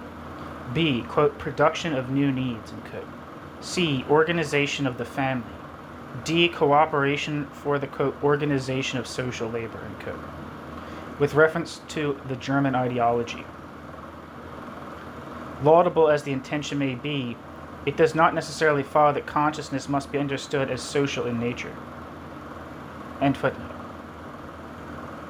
Footnote, and this is in relation to the line, it is therefore evident that the overcoming of alienation must be a practical matter. And the footnote says, here historical materialism turns against its own premises, Hegelian philosophy and Feuerbachian anthropology. Consequently, Lefebvre argues a, quote, unity of idealism and materialism, end quote, is advocated. End footnote. Footnote. It rests on the attempt, and it is what? This footnote is referring to the line, this leads to the materialist conception of history which focuses on social preconditions. Footnote. And the footnote says, it rests on the attempt, starting, quote, from the material production of immediate life, end quote, to grasp the developed bourgeois form of intercourse, to take this form, parenthesis, in its various stages, and parenthesis, as the basis of history, and to explain the specific actions associated with it.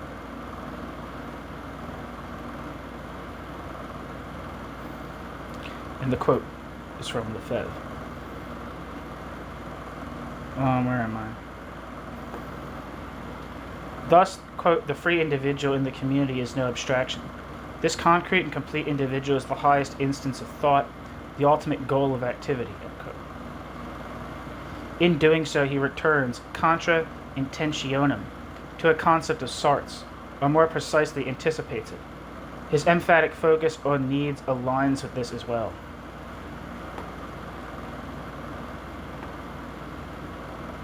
Footnote. Schmidt judges Lefebvre's theory of alienation to be innocuous because, at its core, it clings to a society structured on individualistic lines. End footnote.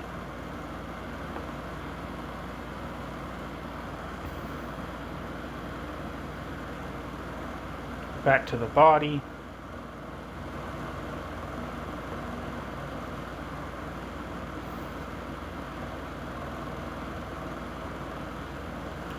The path now leads to dialectical materialism, conceived here differently than usual, which primarily denotes the critique of political economy. This involves a re-engagement with dialectics. The dialectical method is now linked with historical materialism and the critique of economics, implying the existence of a different kind of dialectic. From this point, the path leads to the concept of a, quote, concrete totality, unquote. By incorporating the detailed elements identified by economists in order to return to a whole, the concrete totality becomes, quote, the conceptual processing of content grasped through perception and mental representation, unquote. At this juncture, the significance of categories must also be reflected upon dialectically. Objectivity and history thus become central themes.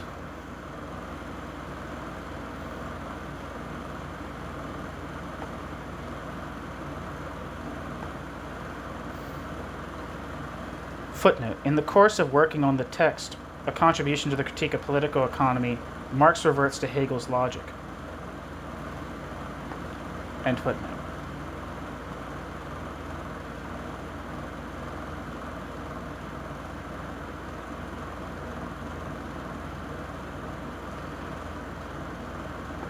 And the next footnote is in reference to the line, the dialectical method is now linked with historical materialism and the critique of economics, implying the existence of a different kind of dialectic. And the footnote says, it is described as a, quote, activity of the mind becoming conscious of content and historical becoming, end quote. United with materialism, it is now, quote, more coherent, end quote. In this way, materialism and idealism are, quote, transformed and sublated, end quote.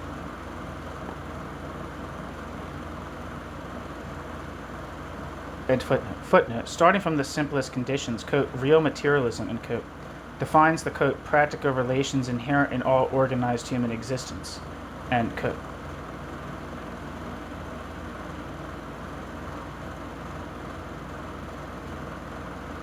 And studies them, quote, quote, as concrete existential conditions of lifestyles and cultures, end quote. Lefebvre. From this, it is evident that dialectical materialism is, quote, not economism, end quote. Lefebvre.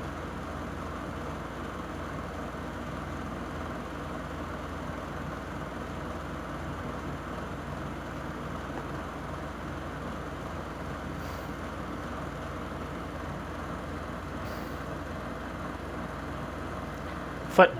If one conceives of categories as abstractions, the problem arises that there is, quote, no such thing as pure abstraction, quote. On the contrary, quote, the abstract is at the same time concrete. The concrete is at the same time and under a certain aspect abstract.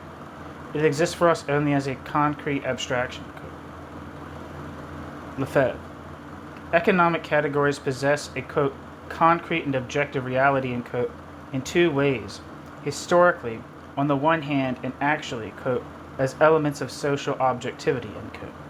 On the other, and the quotes are from Lefebvre, a certain sense of unease arises from the text because, while it identifies the problem in question, it fails to provide any further specification. End footnote. Back to the body. In keeping with the times, Lefebvre then touches upon exchange value, and use value. The text states, quote, use value, the labors of living individuals are qualitative, diverse in nature, end quote. Lefebvre.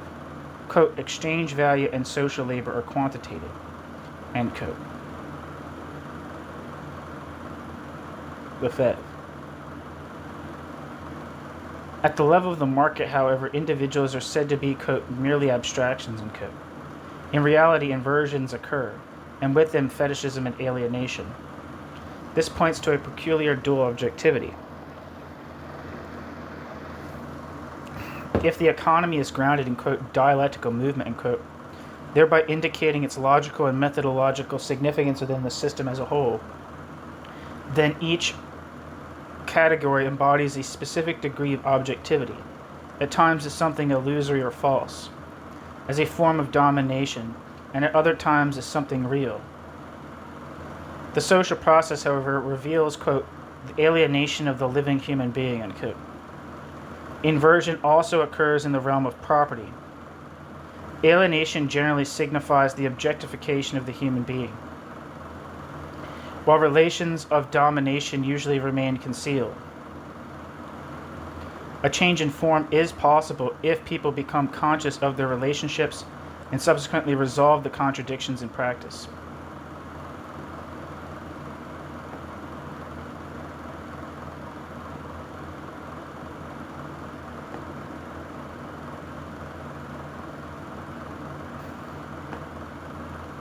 There's a number of footnotes here. Footnote, it should be noted at the outset that the analysis of the value form remains ungrasped. See the reference to the, quote, law of equilibrium of this commodity society, end quote. Lefebvre. The author also contents himself with mentioning the dualism of abstract exchange value and concrete use value, and of living and social labor. Fundamentally, this view is also found in critical theory, with a capital C and capital T. End footnote.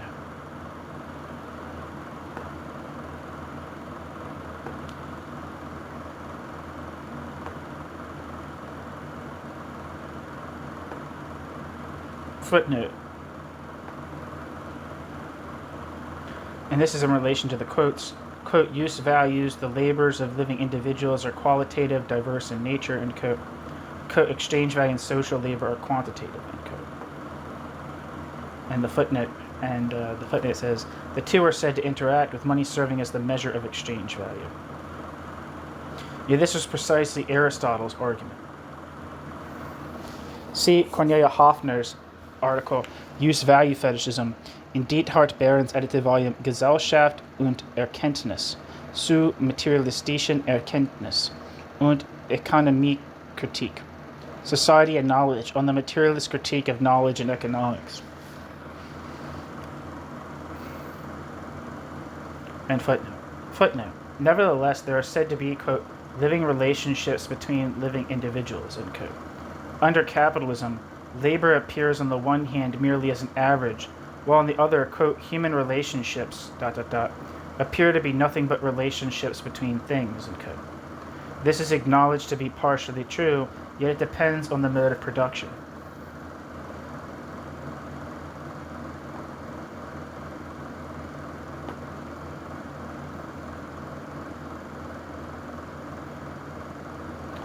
And footnote. Footnote. Quote, fetishism is at once a mode of existence of social reality, a real mode of consciousness and of human activity. ... Economic fetishism expresses the domination of their products over human beings. Okay.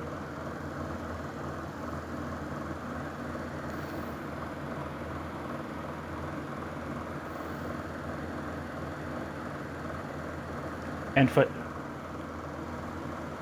Footnote. Quote, the true subject of becoming is the living human being, around the living human being, above the living being, human being. Abstractions assume an alien existence, a mysterious efficacy. Fetishes rule over him. End quote. This is still a very simple image involving a, quote, good core, end quote, and the domination of the abstract. And footnote.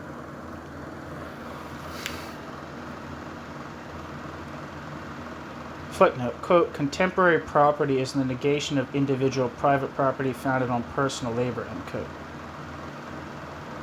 The text states, and the quotes, Lefebvre. And footnote. Footnote, and this is in relation to the line, alienation generally signifies the objectification of the human being. And the footnote says, this points back to the concept of the fetish. Quote, fetishism affects the form. To abolish it means to distinguish the form and the content, to resolve the form and content's contradiction, and to reintegrate the content into the concrete life of human beings. The task is to reintegrate the enjoyment of wealth, organizational power, culture, and the sense of community into the free association, of individuals. The free association. Gotta say it again. Of free individuals conscious of their social content. End quote. Lefebvre.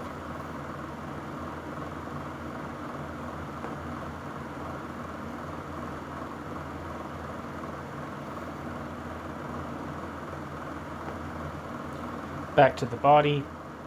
From this perspective, Marx's concept of critique aimed at overturning existing conditions appears intelligible. By identifying classes, it targets, quote, economic mechanisms, states and institutions, and ideologies, end quote. Lefebvre. Under these conditions, the historical process is inherently contradictory, a fact to be demonstrated through the crisis. However, the nature of crisis is dialectical. It acts in ways that are both destructive and normalizing. Yet it is not the crisis itself that destroys the system. That can only occur through the, quote, will of the people, end quote. Footnote. In Marx, the emphasis is placed on the fact that, quote, the social mystery is of a fetishistic and religious nature, end quote. Marx. In Marx, the emphasis is placed on the fact that, quote, the social mystery is of a fetishistic and religious nature, end quote. Lefebvre. There is a threefold alienation. The economist error of regarding the economic sphere as eternal and as a law of nature, of regarding economic science as an object, quote, external to man, end quote, and of embodying equality and destiny.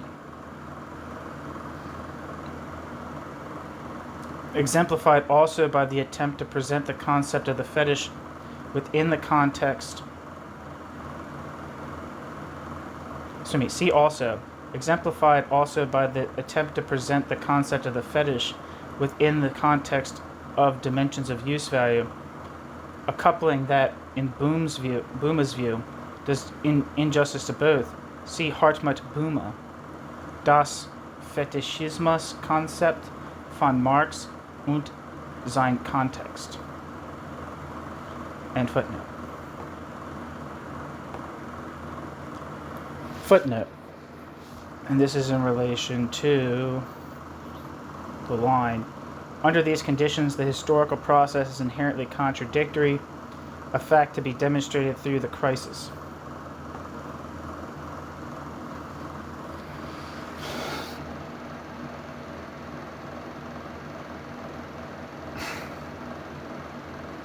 And the footnote says, there one finds not only the separation of production and consumption, not only the contradiction between productive force and the power of consumption, as the Keynesian view has it, but also the contradiction between the mode of production and, quote, social conditions of production, end quote. Lefebvre.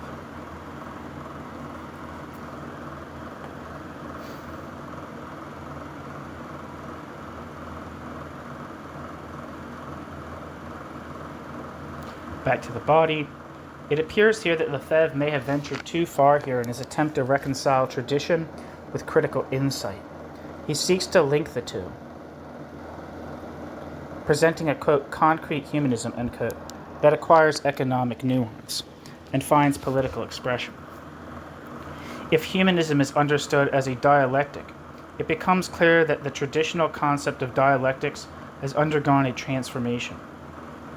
Because now points toward history. This implies that quote, dialectical materialism satisfies this dual requirement of scientific thought, the definition of the object and the use of an adequate method. It establishes economic objectivity without hypostatizing it. It situates the objective reality of history while simultaneously transcending it as a reality independent of human beings, end quote, Lefebvre. By rejecting speculation and metaphysics, quote, the internal unity of dialectical thought, end quote, is restored. And the quotes from Lefebvre. In a sense, dialectics emerges as the result of historical studies. Dialectics method serves as an, quote, expression of becoming in general and of the universal laws governing all development, end quote. Laws that, while abstract, manifest themselves in diverse forms. The method of dialectics leads to the, quote, transformation of a world, end quote, permeated by economic, social, and ideological contradictions. Their resolution is thus achieved through praxis, action, acting as the, quote, mediating third element, end quote. Dialectical thought, Marx, Engels, Lenin, places the historicity of, quote, social content, end quote, in perspective and evolves accordingly. Praxis is thus the, quote, starting point and end point of dialectical materialism, end quote, Lefebvre, referring to real life itself. This life is situated between a concept of emphatic historicity and a philosophically posited end time. This contradiction goes unnoticed.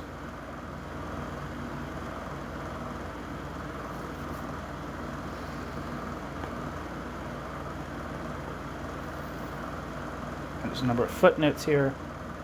Footnote, quote, the most pressing human problems are defined as economic problems demanding practical solutions, with politics serving as the supreme instance of social practice, the sole means of consciously influencing social relations, end quote, Lefebvre. Footnote, humanism draws attention to dialectics and to economic and historical contradictions. It comprises the following elements. 1. The primacy of content over form, though the model of this remains unexplained. 2. Analysis of the movement of content and a synthesis leading to a, quote, grasping of the overall movement, end quote, Lefebvre. 3. Dialectics constructs, quote, the historical and sociological object, end quote, Lefebvre. And footnote. Footnote, dialectics is regarded as becoming.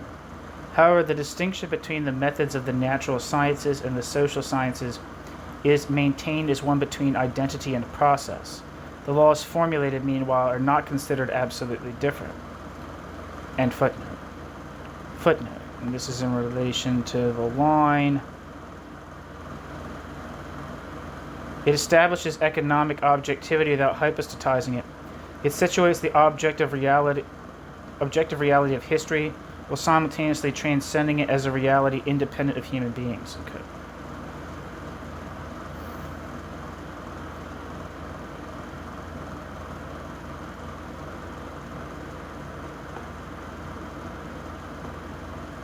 And the footnote says, in this respect, human beings' interest and goals enter into the, quote, structure of becoming, end quote. This prompts the question of whether it constitutes both science and philosophy. End footnote. And the next footnote is in relation to the line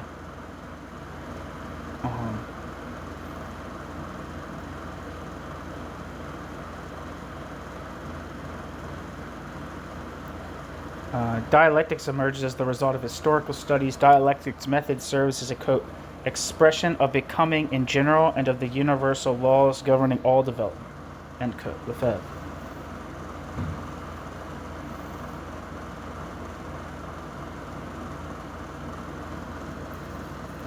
Footnote. And the footnote says, here there is a direct link to Hegel's dialectics of nature. For this reason, quote, dialectic of materialism, end quote,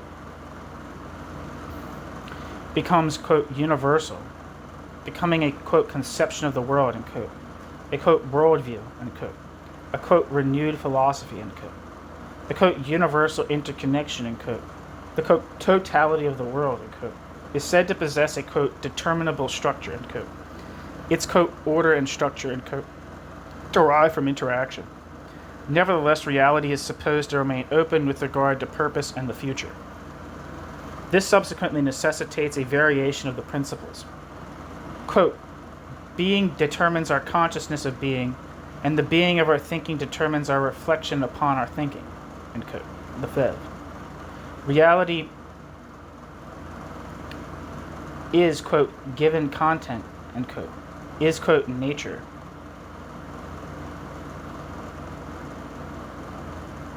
And is at the same time, quote, graspable, end quote, by a forward-moving thought process grounded in praxis, one that approaches, quote, absolute knowledge, end quote. Initially, this is indistinguishable from Kant's infinite approximation to truth. End footnote.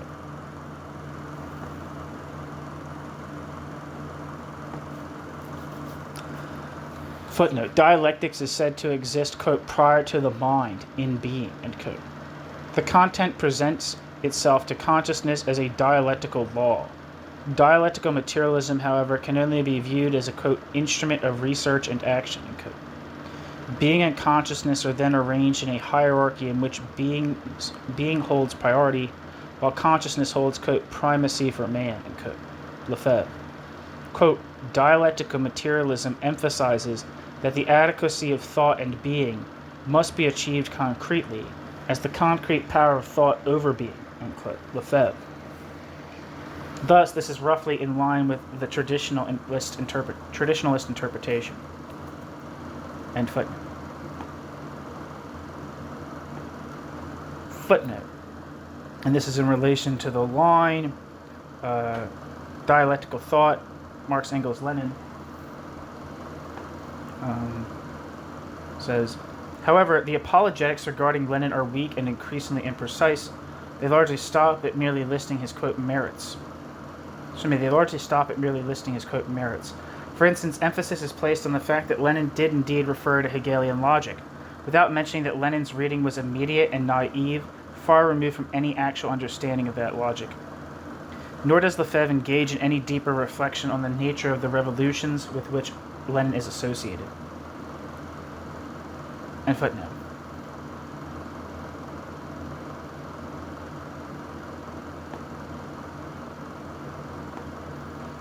Footnote. Schmidt also notes that history is marginalized within philosophy.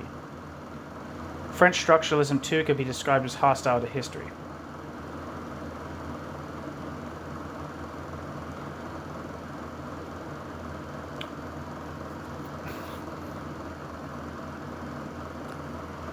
Lev characterizes its proponents as adherents of a nouvelle Eliatism, new Eliaticism.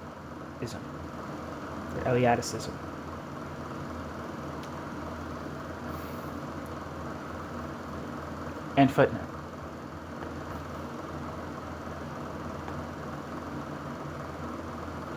Footnote, quote, in dialectical materialism, the static conception of time is replaced by a living concept of succession and action, one that is merely immediately felt, end quote.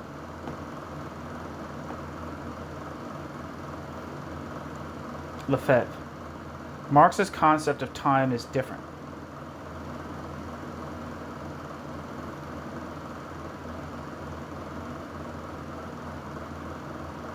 And footnote. Footnote. People and this materialism would have to aim for a, quote, total solution, unquote. Lefebvre. This, however, contradicts the assumed historical relativity.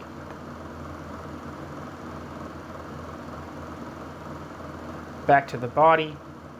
The argumentation in the piece Problems of Marxism Today is somewhat more pointed. It calls for an appreciation of the temporal horizon and, quote, Marx's authentic thought, and, quote, while simultaneously warning against a naive defense that often devolves into simple ethics. The aim, rather, is an anti-scholastic interpretation. By way of introduction, familiar themes from, quote, dialectical materialism, end quote, are presented. Thought, freedom, and alienation. Incorporated into this sphere is a concretization of the concepts of justice and class struggle. However, a discrepancy exists between politics and the discourse on alienation within Marxism itself, often obscuring, quote, living freedom, end quote. If political arrogance dominates, humanism is abandoned in favor of a mere, quote, simplifying mass pedagogy, end quote.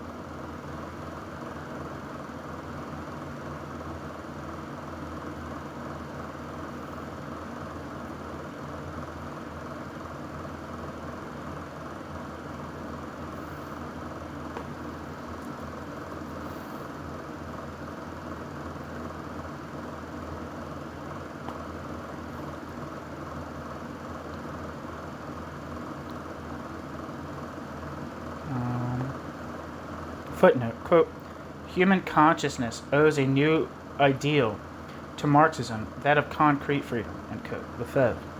Belonging to this context is the fact that critical Marxism has, quote, described, analyzed, and denounced the past, present, and possible alienations of human existence, end quote.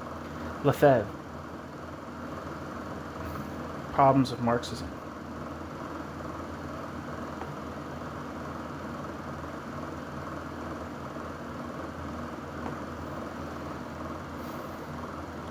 Footnote, the concept of alienation is becoming a commonplace cliché.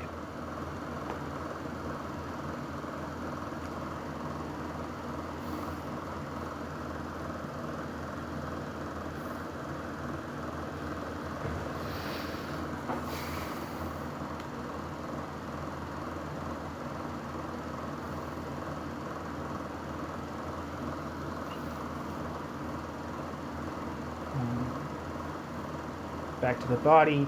Social progress has meanwhile occurred in the realm of aesthetic discourse, which stands in contrast to a widespread attitude oscillating between moralism and, quote, political immoralism. Okay. And aesthetic conventionalism also appears to be dominant here.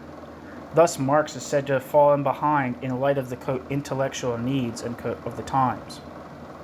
The prevailing oversimplified Marxism, with its reduction of the world to discrete objects, destroys the concepts of dialectics and matter through its very approach, and thereby also, quote, the meaning of praxis, end quote, Lefebvre. It thus devolves into dogmatism. Irrationalism, that, quote, dark philosophy, end quote, presents an inverted counterpart to this.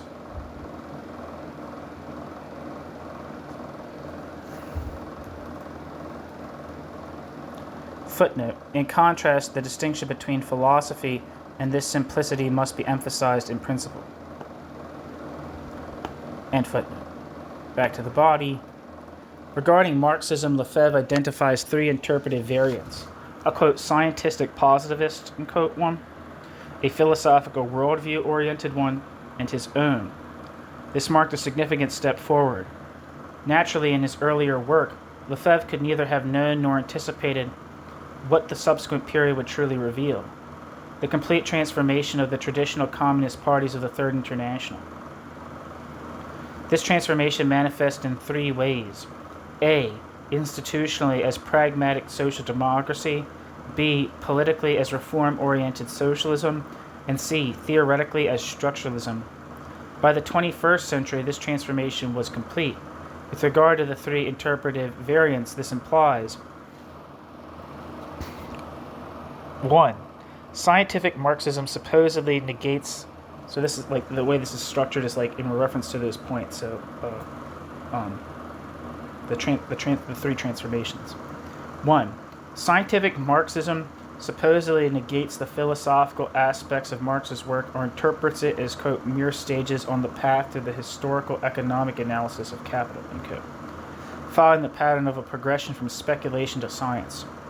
In this way, the, quote, theory of alienation is transformed into an empirical social theory, unquote. According to Alfred Schmidt, the tradition of la maîtrise, Diderot, and Holbach plays a decisive role here. 2. Various currents are grouped together here, and this is in reference to what? Reform-oriented socialism. Various currents are grouped together here from Sartre to Stalinism. Marxism becomes a worldview, a, quote, philosophical system, unquote. A dualism between historical materialism and dialectical materialism is established, resulting in, quote, naive realism, unquote, and the reflection theory. Revolution is reduced to a, quote, special case of the transition from quantity to quality that occurs everywhere in nature, unquote, Lefebvre. 3. The early writings are considered significant primarily because they address the critique of all philosophies. Marxism is historically oriented, which implies a reflection on its own historicity. Marxism and Marx's body of work must be understood historically. The, quote, intellectual experience, unquote, that matters to Lefebvre is that of fragmentation and alienation. To refer to this experience means understanding it historically as well. Ultimately, his concern is the concept of the, quote, total human being, unquote.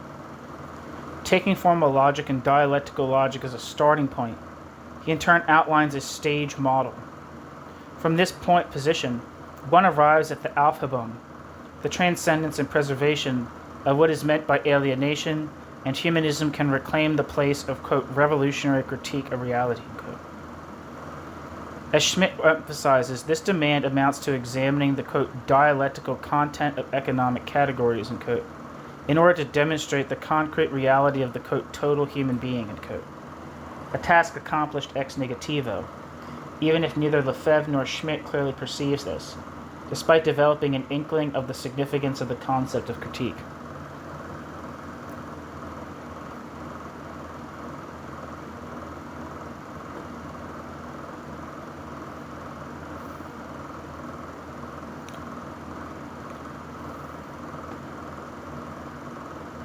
Footnote, and this is in relation to the line, in this way the, quote, theory of alienation is transformed into an empirical social theory, unquote.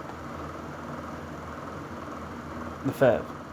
And the footnote says, this refers specifically to Pierre Neville's Psychologie Marxisme, Materialisme, published in Paris, 1948. Neville postulated that materialism reintegrates man into nature. Marx and Engels are then cast as precursors to, quote, behaviorist psychology, unquote.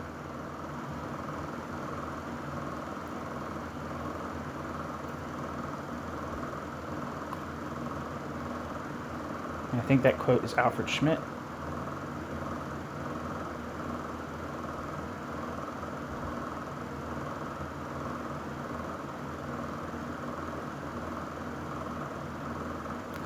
And footnote. Next footnote is in relation to the line. According to Alfred Schmidt, the tradition of la maîtrise, Diderot, and Holbach plays a decisive role here. And the footnote says, this is imprecise with regard to Diderot and overlooks the influence of Condillac and Shaftesbury on Lefebvre.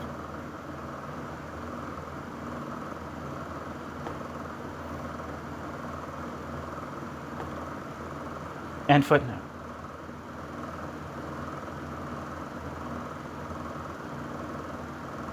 Footnote, the primary reference here is the codified form of Marxism, Engels, Lenin, Stalin. For this variant, the economy is considered the base.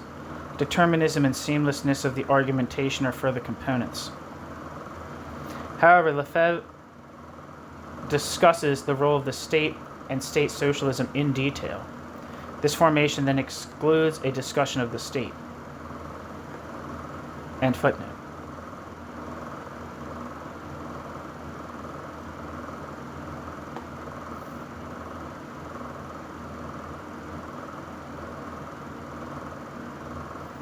Footnote. The tradition continues, and this is in relation to the footnote that says, the line, Marxism becomes a worldview, a, quote, philosophical system, quote. And this line says, the tradition continues in post-Stalinism and structuralism. End footnote. And the next footnote is in relation to the line, the dualism between historical materialism and dialectical materialism is established, resulting in, quote, naive realism, end quote. Alfred Schmidt. And the naive realism's principle is now matter instead of spirit.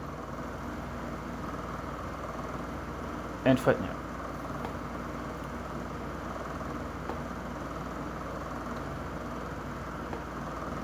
The next footnote's in relation to the line.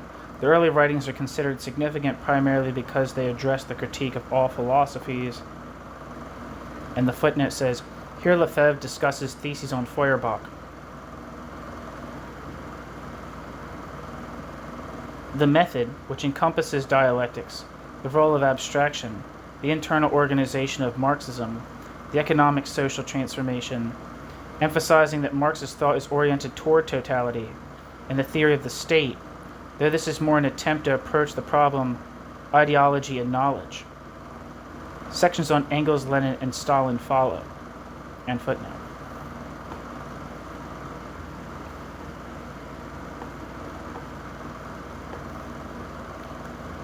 Footnote. Marx's approach, Schmidt adds, eludes, quote, conventional classifications in the philosophy of science and all attempts to subsume it under current social scientific disciplines, end quote. Alfred Schmidt. End footnote.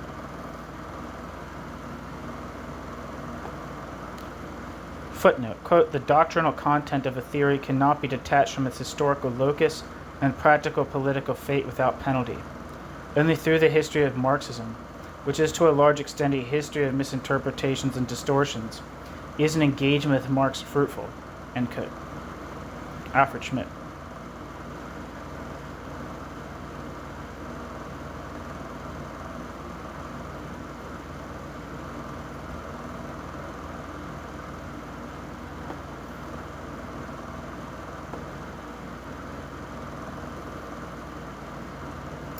Footnote.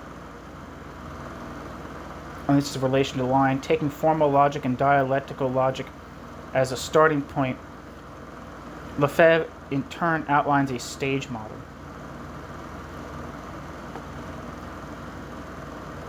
The footnote says the two stages of logic are said to be, quote, formal in one sense, concrete in another, end quote. Lefebvre.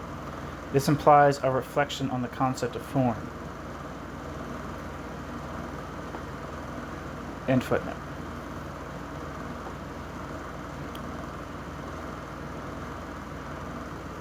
The next footnote says, Lefebvre on the concept of, quote, explanation in political economy and sociology.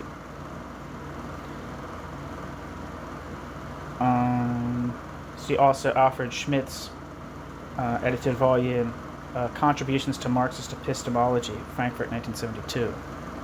End footnote.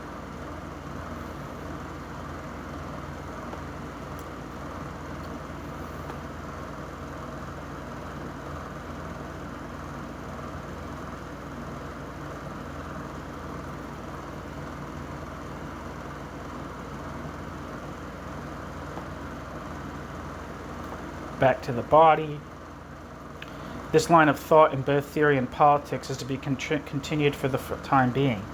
In light of the crisis facing sociology and anthropology as the science of humanity, the aim is to return to an analysis of social life and to take the concept of the, quote, total human being, and, quote, as a starting point. Marxism, therefore, is not monolithic. Turning to the concept of class in this context leads to a series of further concepts, dialectics, quote, becoming, within and through crisis, and the development of society, with the whole to be understood as a process.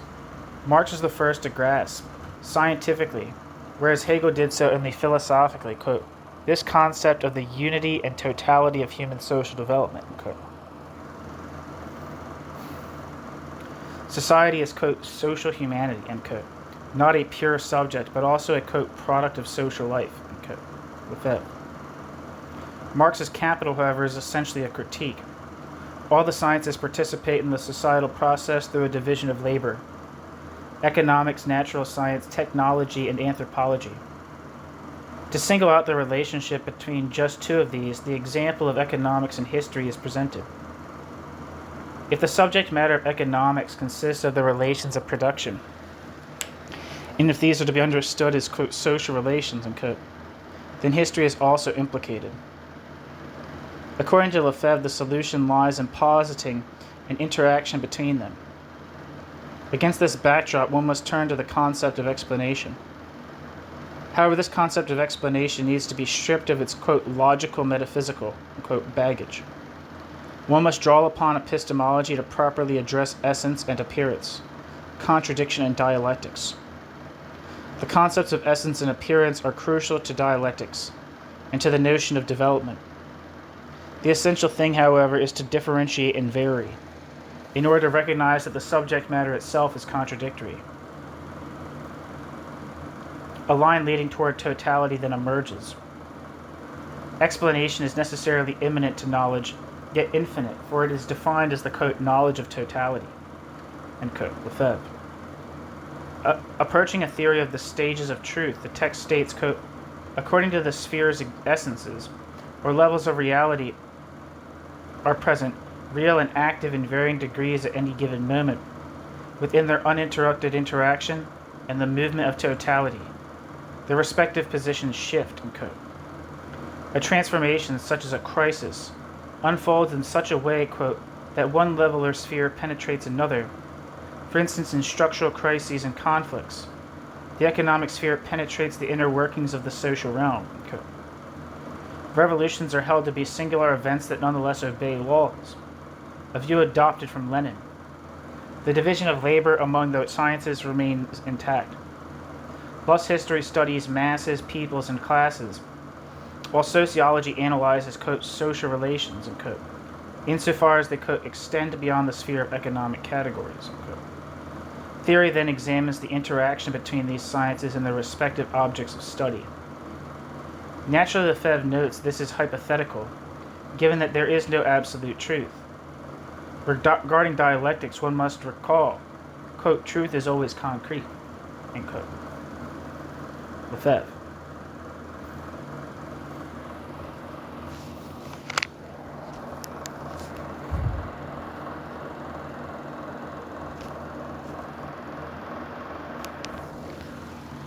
Footnote: one cannot simply speak of Marxism today given the dominance of Marxism-Leninism. Moreover, it is impossible to grasp Marx's thought other than through Lenin's. This should have led him further to a critique. It is evident that Lefebvre did not wish to go that far. End footnote. Footnote: insofar as he is an object for himself and others, he is a, quote, physical being, end quote, an object of desires and needs. And he is, quote, social only insofar as he produces objects, as he thereby gains power over nature, which is likewise objective. Man is an object-subject, end quote. Footnote: here one also finds an implicit critique of Lenin, a critique of social analysis conceived as scientific sociology. A distinction is also drawn vis-a-vis Lukács, insofar as the latter seeks to conceive class consciousness as pure, an approach that amounts to a subjectivism linked to a specific historicism, as well as to a theory of social catastrophe. End footnote. Footnote, quote, history must be grounded in political economy, and relations of production are historical, thus the concepts of political economy are historical as well. Likewise, sociology must become historical, and the study of history must be grounded in the study of society, end quote. Lefebvre. Footnote: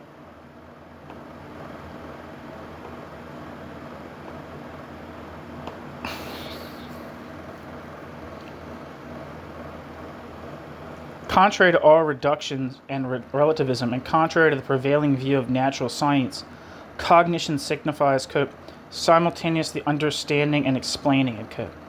The one occurs to the other and vice versa. Quote, to forego explanation is to forego understanding. Lefebvre. Moreover, the concept of causality should not be rejected as too simple. Rather, with reference to Aristotle, it should be, quote, enriched. Yet interaction and enrichment explain little on their own. The actual problem area begins only beyond them. And footnote. Footnote. Quote, every phenomenon or ensemble of phenomena encompasses something essential, end quote. And this, quote, essential element is the law, the cause, or the totality of causes in the dialectical sense, end quote. The essential element might be the economic or historical aspect as opposed to the sociological or societal one. Phenomena cannot be directly reduced to the essence. If they reflect something objective, they, quote, add something to the in itself, end quote. Following Hegel, the point is made, quote, the law is merely the tranquil side of the interaction of phenomena, the tranquil image of the essence within the phenomenon. The phenomenon is richer than the essence, hence more complex and thus real to a higher degree, end quote. And, quote, only phenomena are alive, inhabited, and not deserted, end quote. Lefebvre. Does this imply formulating a compromise between epistemology and phenomenalism? End footnote.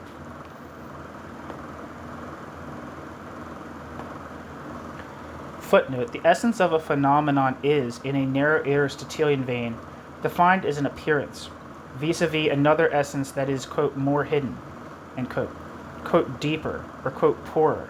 Quote, what these, quote, spheres and essences, intertwined in ceaseless interaction and forming a dynamic totality, imply, in terms of depth dimensions, that for me is dialectical materialism, end quote. Lefebvre.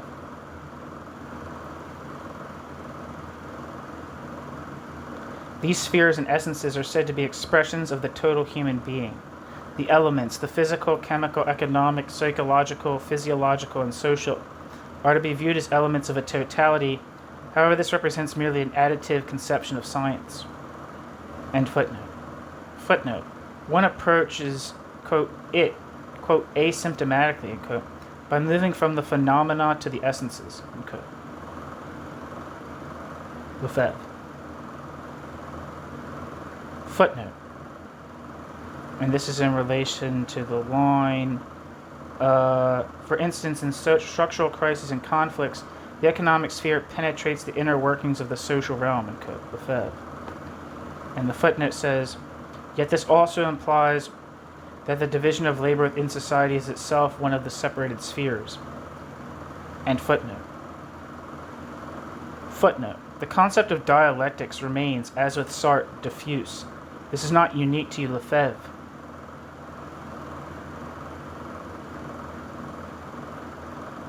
See the accounts given by Pierman Steckler Weithofer and Andreas Arndt. Reference is made here to accounts of Hegel that dispense with dialectics, parenthesis, Schnettelbach, Emmons / Horstmann, and parenthesis. Parenthesis, Schnettelbach, Emmons / Horstmann, and parenthesis. Andreas Arndt attempts to provide an account of dialectics in Kant, Hegel, and Marx. Here, however, only the reference to Marx is of interest. While there may be a, quote, fundamental agreement, end quote, in the early writings, with Marx even ontologizing contradiction, much like Hegel, he nonetheless maintains the distinction between essence and appearance as elements of a, quote, scientific method of abstraction, end quote, in his later work as well.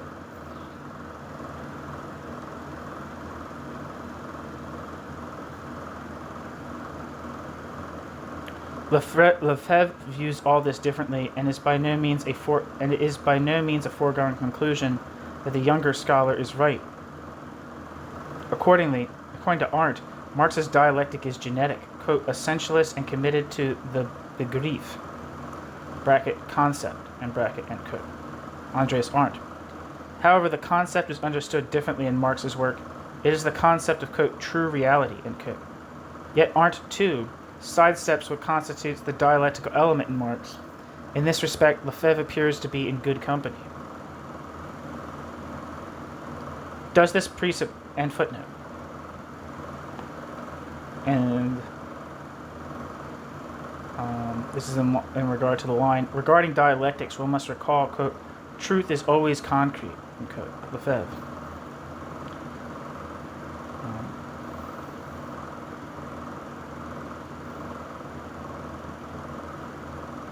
And the footnote says, does this presuppose a rather simplistic concept of the concrete?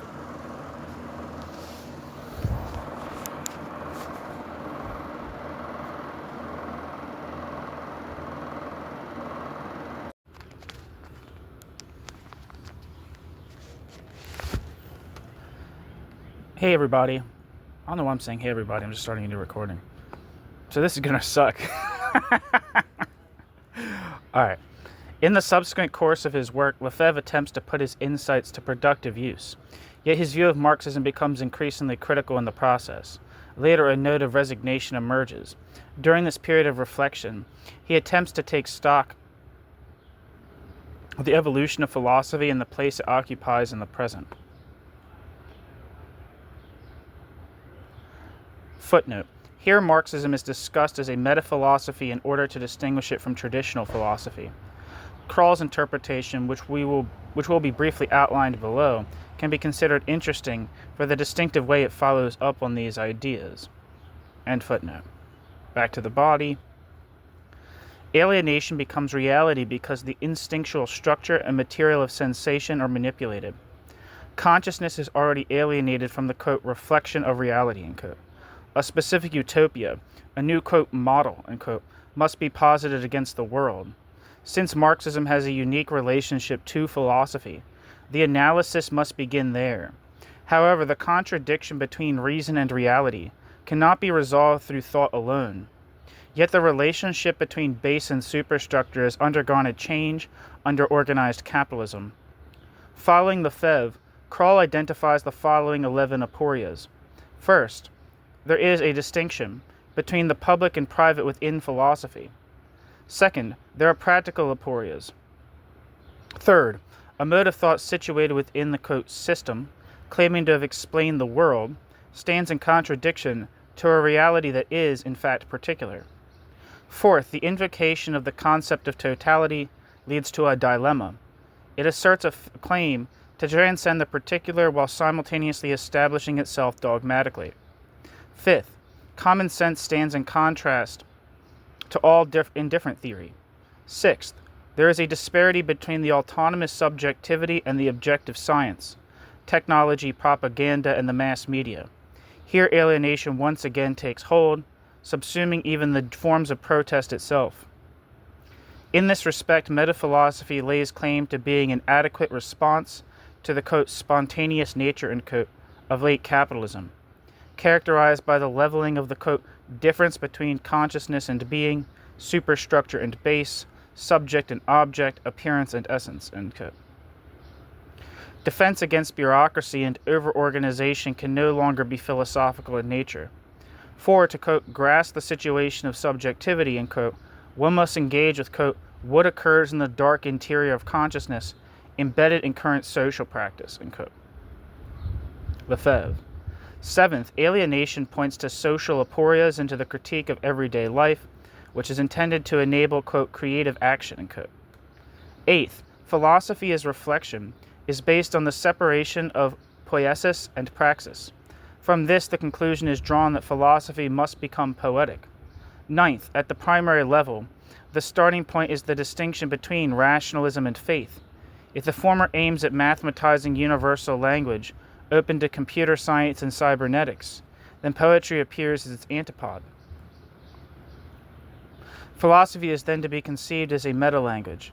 At a secondary level, however, philosophy presents itself as a, quote, mirror of reflection, end quote, for everyday language. Thus, through critical reflection on praxis and technology, space must be gained for a renewed, quote, mediation, end quote, or on, quote, action and poiesis, end quote. Tenth, the lived experience of everyday life and history appear to be mutually exclusive. Consequently, one must also reflect on elements of pre-capitalist societies as well as on a specific concept of nature, conceived romantically in Lefebvre's thought. 11th, enlightenment must also be brought to bear on hierarchical structures. For with, quote, globalization, mondialization, the figure of God is also secularized. Yet with this, the, quote, utopian contents, end quote, vanish, uno actu, alongside the, quote, ideological rationalization mechanisms, end quote, such as law and justice.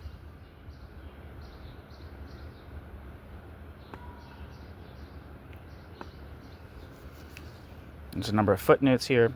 Footnote, ideology, too, might no longer be able to manifest itself due to, quote, cybernetics, technology, bureaucracy, overproduction, and overorganization, end quote. Marcuse and Lefebvre hold the view that the elements of commodity production extend right into people's sensory perceptions. In this context, Lefebvre points to the flood of images and stage spectacles. He aims to critique the function of these trivialities while simultaneously upholding the significance of the working class. However, a, quote, aestheticizing romanticism, end quote, is unmistakable.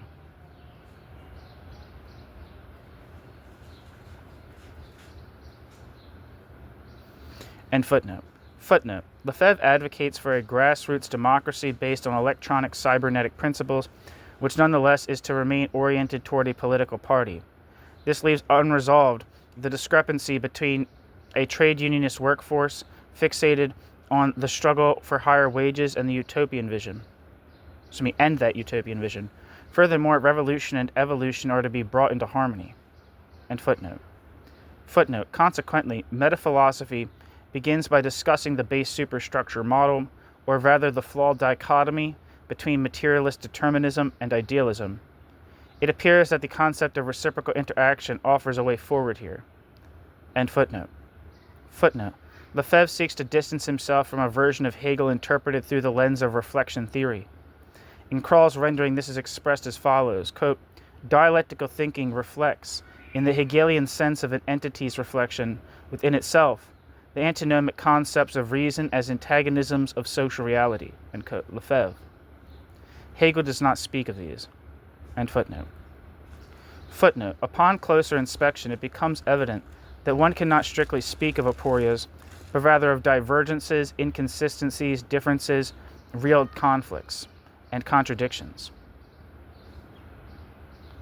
Footnote. Schopenhauer and Kierkegaard can be associated with philosophy as a domain of private ownership, a, quote, sphere of private inwardness, end quote, just as Hegel envisions a public philosophy or one that stands in the, quote, service of the state, end quote. End footnote.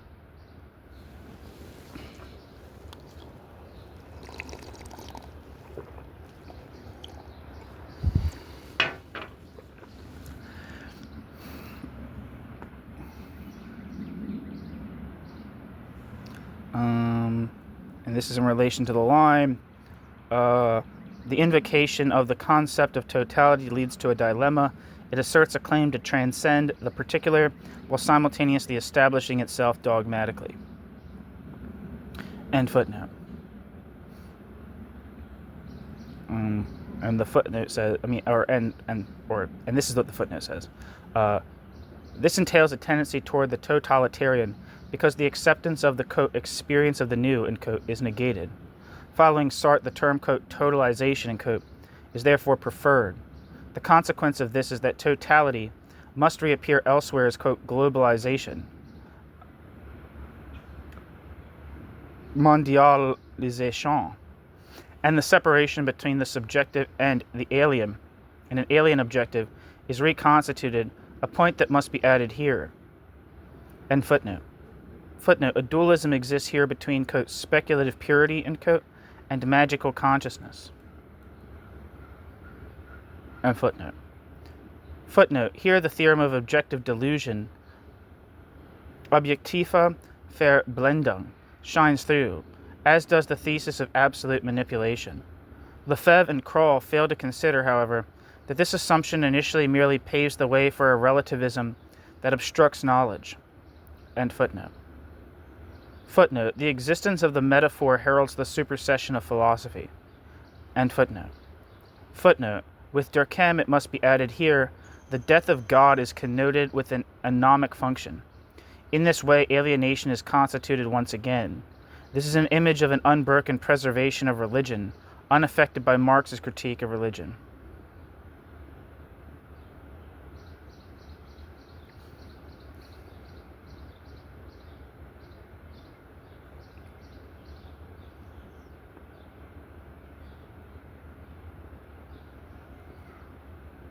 Back to the body. Moments of resignation are also temporarily interrupted. Political and social events are welcomed. Lefebvre, for instance, is among the supporters of the events of May 1968 in Paris. Lefebvre even dedicates a text to the movement in 1968. Lefebvre responds to its defeat in a similar vein and attempts a further analysis.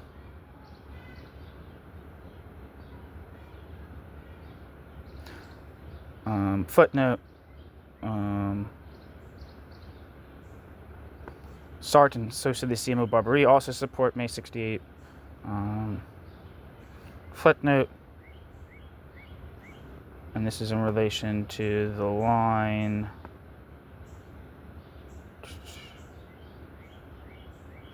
Lefebvre even dedicates a text to the movement in 1968. It says, it attempts to provide a contemporary introduction to Marxist thought to address the crisis in both national and international political conditions, and to discuss the need for a theory that breaks through consumerism as well as spontaneity, self-management as a possible reorganization of everyday life, urbanity, and the problem of knowledge. The text Position can be also viewed as a precursor.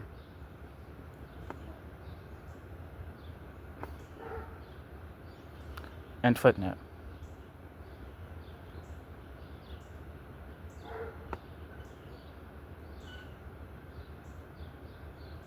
Back to the body.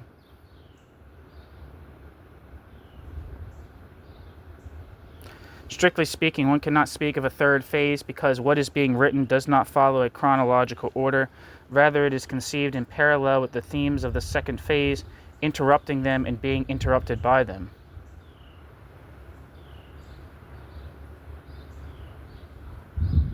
End footnote.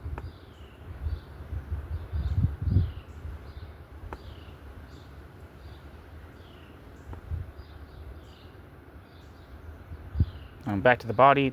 In the third phase, reflection on sociology and social scientific problems predominates, incorporating themes related to the revolutionary process. It is the problems of a critical theory of everyday life and of urban studies within this context that now takes center stage. Footnote. Strictly speaking, one cannot speak of a third phase because what is being written does not follow a chronological order. Rather, it is conceived in parallel with the themes of the second phase, interrupting them and being interrupted by them. End footnote.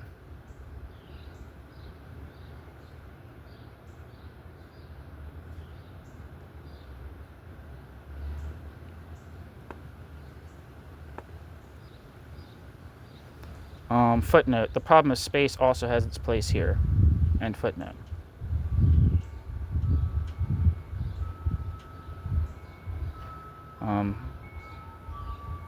The footnote also says, sorry, I just edited it too soon.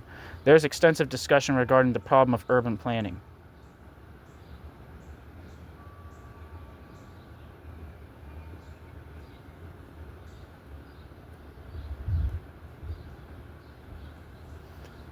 In this study, Lefebvre's concept of urbanity is varied through the lens of Adorno. End footnote. Sorry, that's in relation to a secondary source, so that's not even... Never mind. The Adorno reference is not to Lefebvre himself.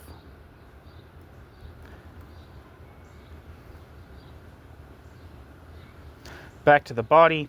For Henri Lefebvre, the starting point for a theory of the critique of everyday life is the existential constitution of the bourgeois world. Characterized by individualism, this world constitutes a given reality and imposes societal conditions upon everyday life. Modern industry thereby generates uneven development within society. What becomes visible is the separation of work and leisure, itself a sign of the self-propelling dynamics of the bourgeois world. This points to a, quote, structural transformation, end quote, of capitalism. A, quote, partialization of social life has emerged.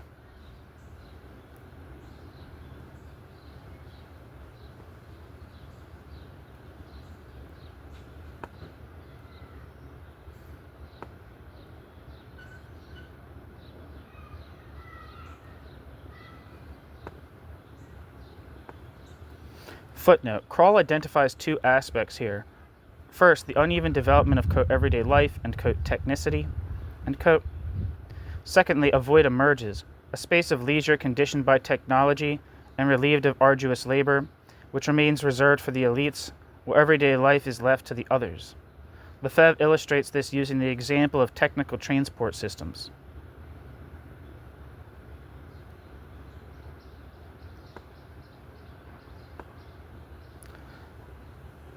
Footnote, quote, certain elements of totality become independent and quasi-autonomous.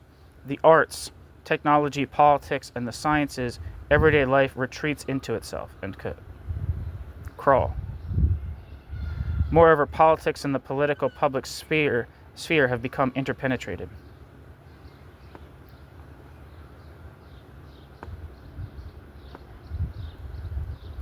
Back to the body.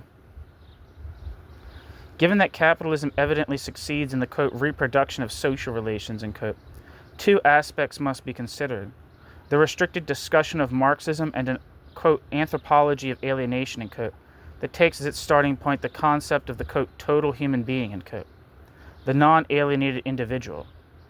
A broad concept of alienation must be related to, quote, life as a whole, end quote, and to, quote, actual human relationships, end quote, in order to point toward a multi-layered critique grounded in empirical evidence. 5 dimensions of alienation are identified in this context. First, the concept of alienation must be particularized, historicized, and relativized, as it is conceivable only within a social framework. Absolute alienation cannot be conceptualized, nor can its transcendence be imagined in anything other than specific terms. Second, there is a cycle involving alienation, transcendence, and a return to alienation. Third, a, quote, false consciousness, end quote, regarding alienation also exists. It contains elements of resignation. Fourth, reification represents a limiting case. Fifth, there is the alienation that exists between individuals. These forms of alienation lead Lefebvre to question the status of philosophy and the realization of philosophy, and ultimately to the problem of praxis and history. It is praxis understood as total activity that is intended to bring about this transcendence. However, Lefebvre is unwilling to present either praxis or himself without a philosophical frame of reference. Indeed, this dimension is already integral to his subject-oriented theory of action.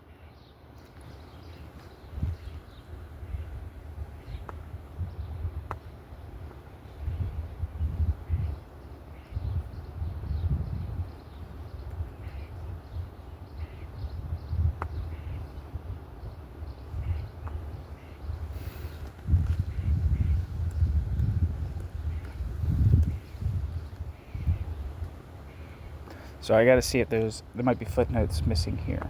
Gotta check.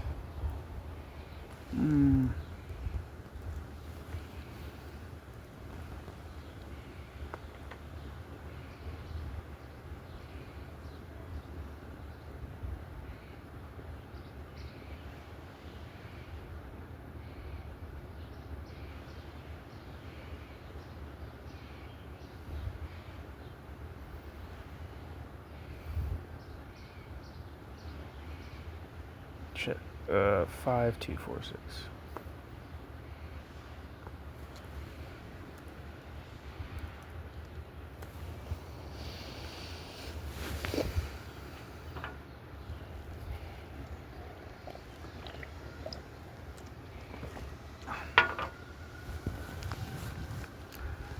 Okay, there is footnotes.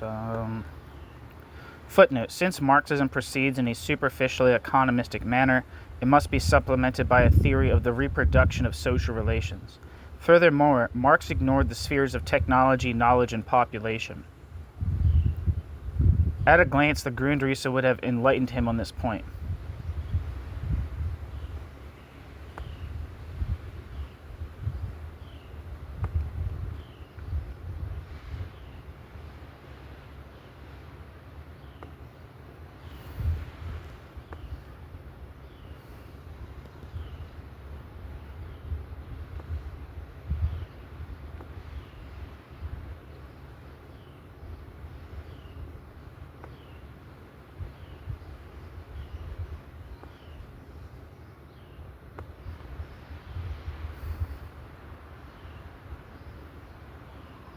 Where am I?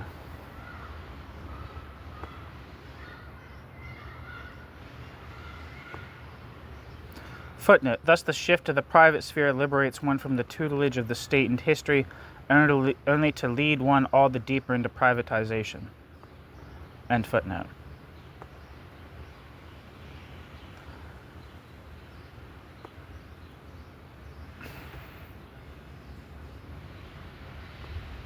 Footnote. There is, therefore, a multiplicity of alienations through the economy, through the state.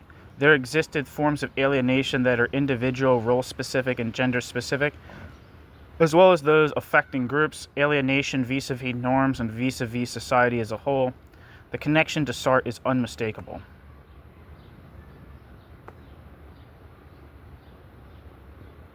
Footnote, and this is in relation to the line,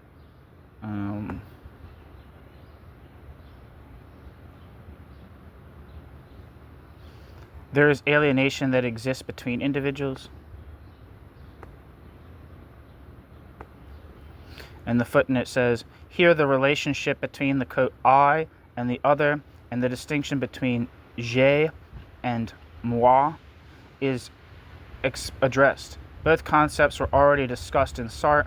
However, insofar as Lefebvre emphasized the difference between the distant other and the neighbor, the Sartrean horizon is transcended.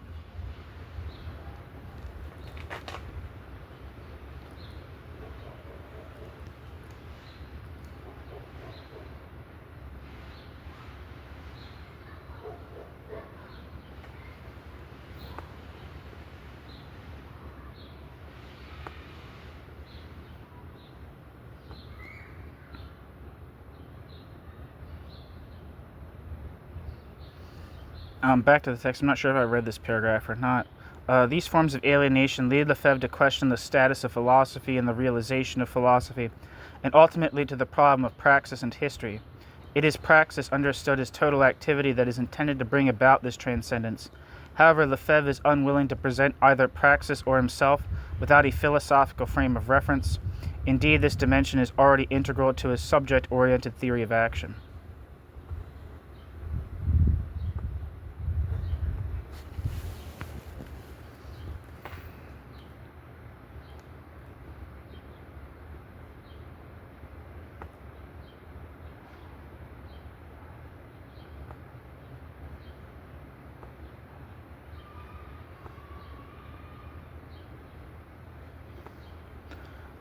There's a number of footnotes here.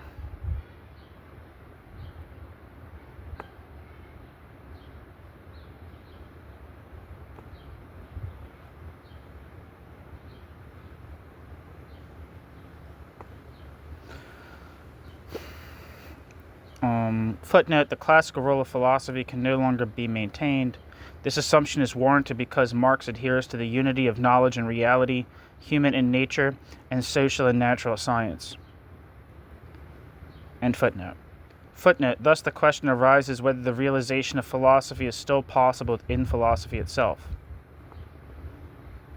End footnote.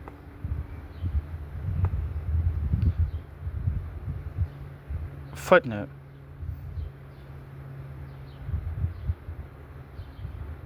See Lefebvre, Metaphilosophy, and Dialectical Materialism, and the book.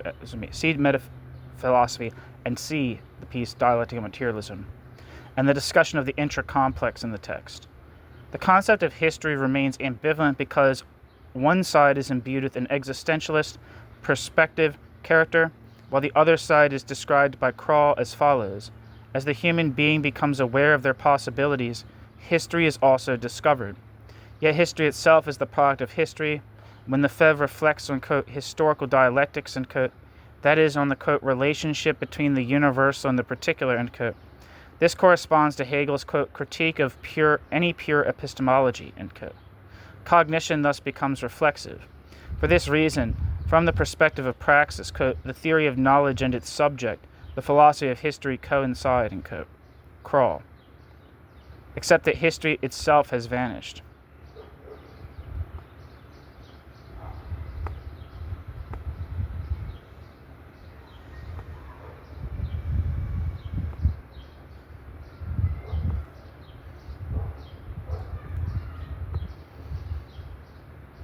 Back to the body. At this point, it is necessary to return, perhaps too briefly, to the concept and theory of everyday life. But what is everyday life?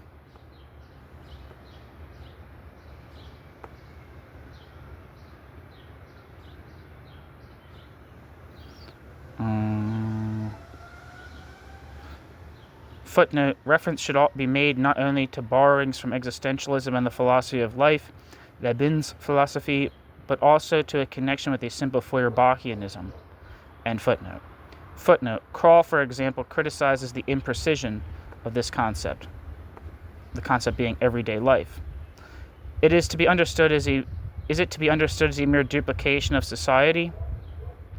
Or does it conceal a spurious empiricism in which the insight that appearances as such have a foundation in concept and object is forgotten? End footnote.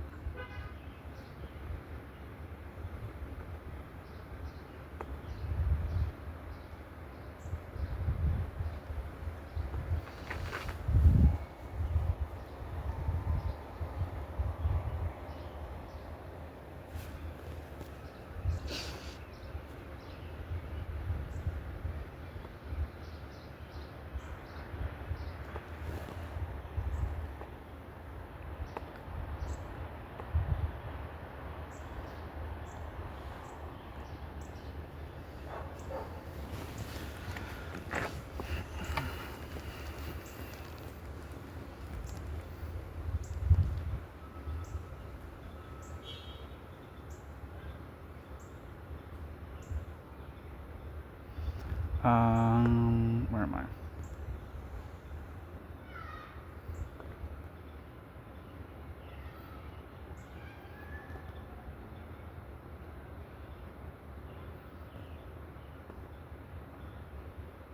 Okay. Back to the body. Everyday life appears as a trans-philosophical terrain.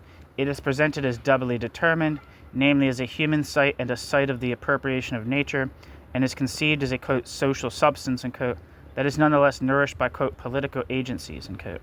At the same time, it is said to be a site of repression and exploitation. Everyday life is characterized by a specific separation between work and leisure that structures it, yet it also gives rise to contradictions.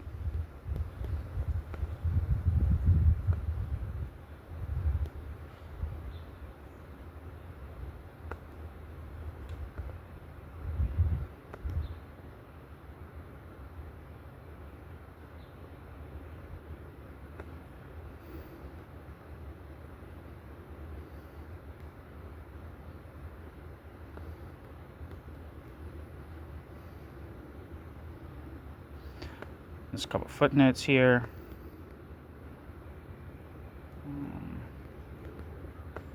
See, where do they end?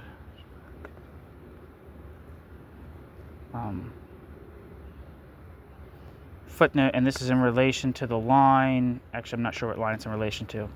But the footnote says, in this imprecise form, the concept of everyday life thus corresponds to the Lebenswelt, parenthesis, life world, parenthesis.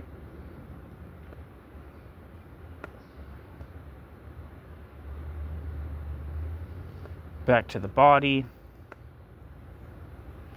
From this perspective, however, everyday life is also contains the intimation of a connection between production and the reproduction of social life as a whole. Insofar as everyday life relates to reproduction as a sphere beyond work, it is also an element of the consumption sphere of a bourgeois world, with all its attendant individualism. This is the world of repetitions, that is, of ingrained patterns of behavior. Everyday life is thus the site where both natural reproduction and the reproduction of social relations become possible. It is not a closed system, if only because it consists merely of partial elements at various levels. As noted, it therefore implies reproduction, alienation, and change.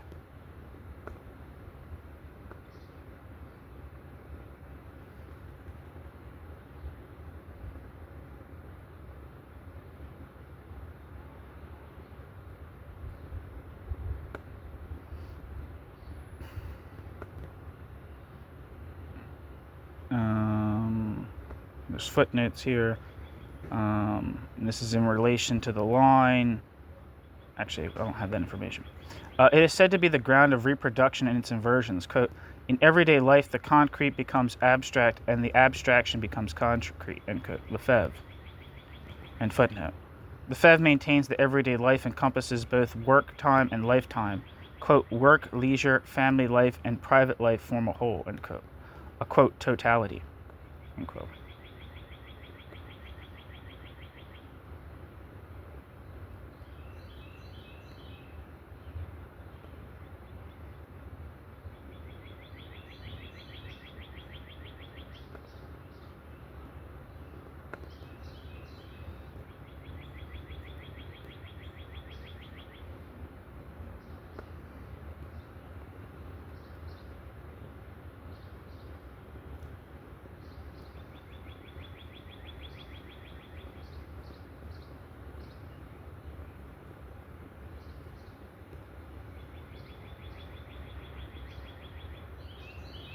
Back to the body. According to Lefebvre, industrial capitalism produces a new form of everydayness.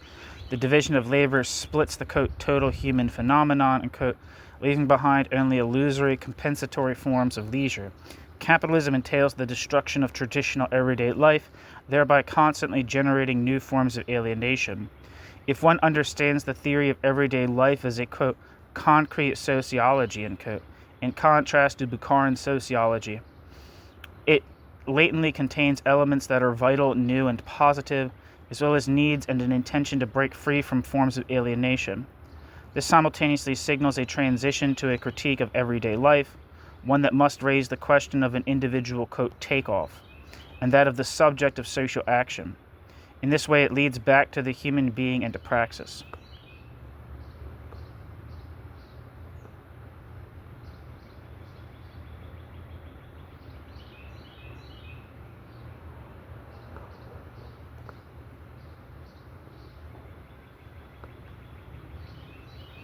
Footnote.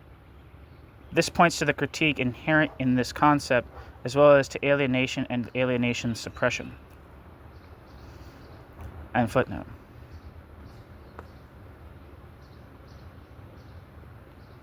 Footnote. The critique of everyday life aims at change, signifying the quote, dialectical movement between the possible and the impossible, between the acquired and the virtual, end quote. Thomas Kleinspan. And footnote.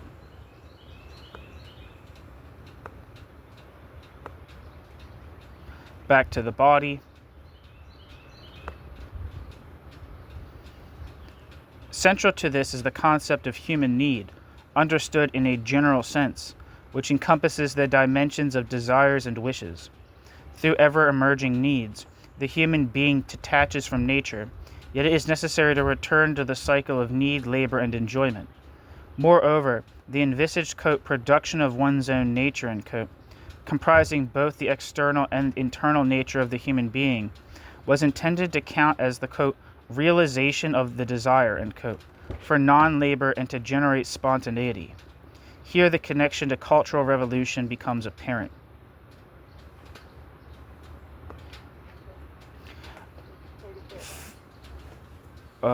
Footnote. Need and desire, however, existed in relative proximity, yet remained distinct. And footnote. Footnote. Need stems, as argued following Sartre, from the experience of lack. For Lefebvre, too, the subjective and objective aspects of need remain unconnected. Despite all affinities, Krall draws a careful distinction between his own views and Lefebvre's theorems.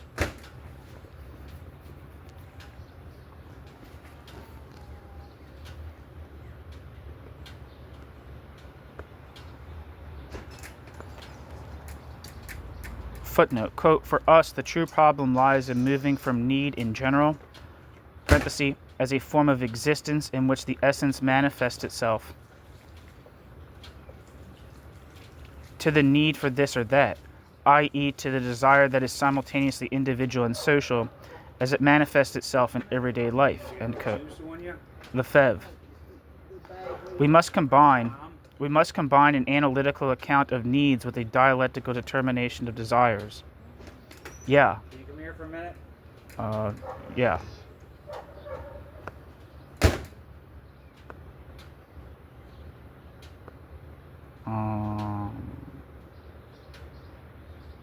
End footnote.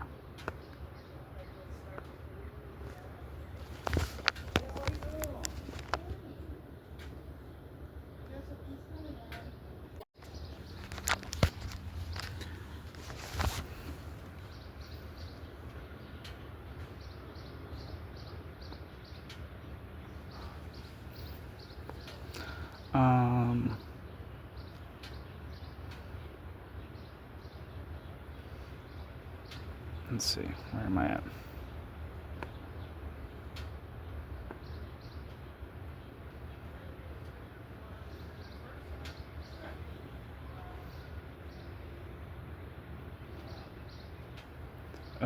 Footnote. The revolutionizing of everyday life and of the context of life itself is also a central theme in the theory of enlightenment through action and the praxeology of the Situationist International, which in part closely follows Lefebvre.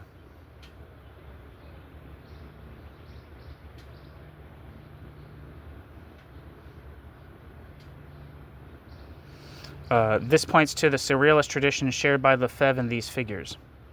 This tradition is taken up within the context of the Federal Republic of Germany.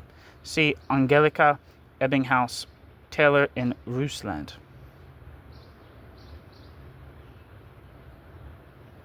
A bunch of other pieces as well. More recent engagement with situationism can be found in the work of Ort and Rübner.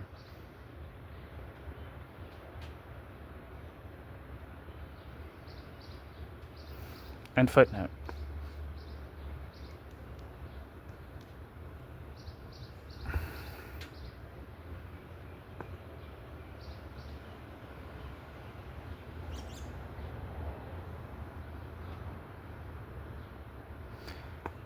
Back to the body.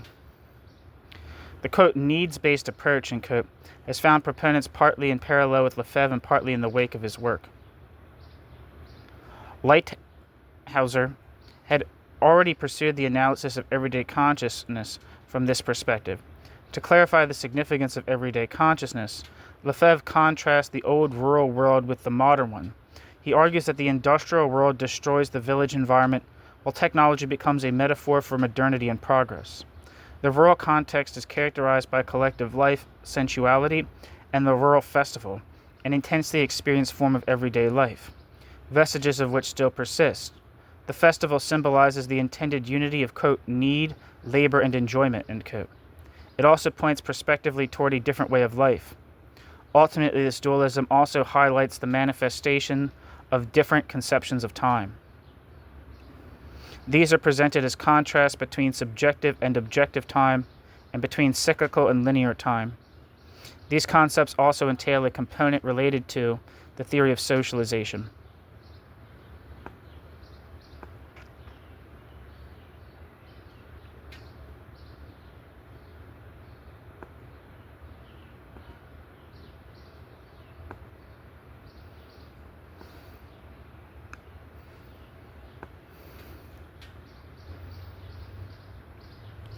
Footnote, see Thomas Althusser, Investigations into the Constitution of Everyday Consciousness, published in 1972, which sets out to, quote, disclose specific structures of experience based on ontological, parenthesis, Heidegger, in parenthesis, and phenomenological, parenthesis, Husserl, and parenthesis, and pragmatic, parenthesis, need, and parenthesis, perspectives, end quote.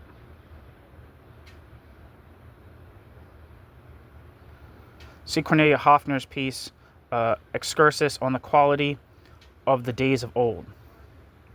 End footnote. The next footnote is in relation to the line, to clarify the significance of everyday consciousness, Lefebvre contrasts the old rural world with the modern one. And the footnote says, however, it remains unresolved in his work whether the old, peasant world should be praised in an agrarian romantic sense, as something good, a model, or an element to which one ought to return, or whether the aim is merely to point to the rupture between the old and the new, and the experience thereby established. Bauman addresses the problem in terms of progress. Bauman rightly points to the principle that, quote, city air makes one free after a year. He rightly points to the principle that, quote, city air makes one free after a year and a day, end quote, which offered the formerly serf-like and manorial-bound population a way to escape feudal coercive power. However, the urban realm appears too idyllic when he suggests that this population then had a right to urban citizenship. The freedom in question refers to the protection granted by the city. As day laborers, they were still far from becoming citizens of the city. And footnote.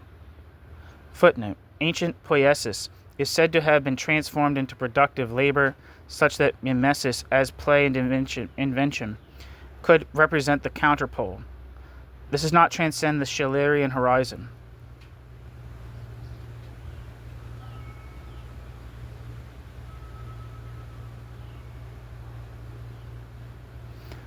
And footnote.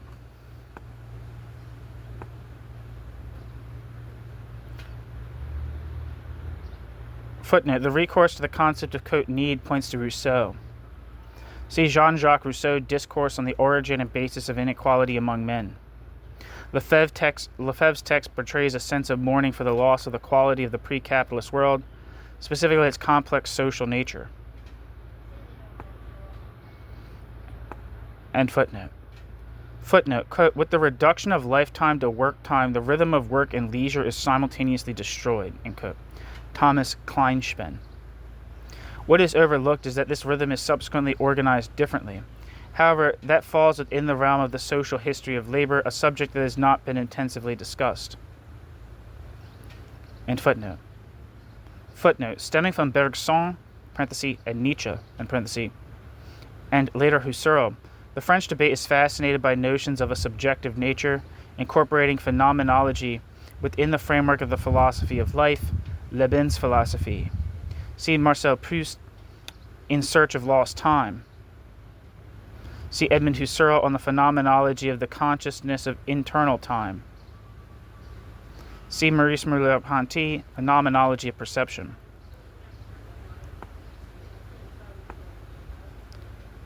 And a footnote. Footnote, the objective aspect is said to be a reified, quote, temporal structure of dead labor, which stands in a quantifying relation to living labor, which finds expression in qualitative historical time, end quote. Oscar Necht. Alexander Kluge. In Public Sphere and Experience on the Organizational Analysis of Bourgeois and Proletarian Public Spheres. See also there, Necht and Kluge's Bourgeois and Proletarian Public Spheres. For details on these concepts of time, see Kornelia Hafner, Excursus on the Quality of Old Times. End footnote. Footnote. See Alfred Corvoza on the Genesis of the Forms of Abstract Labor, a Socialization Theoretical Investigation at the intersection of psychology, sociology, and social history. End footnote.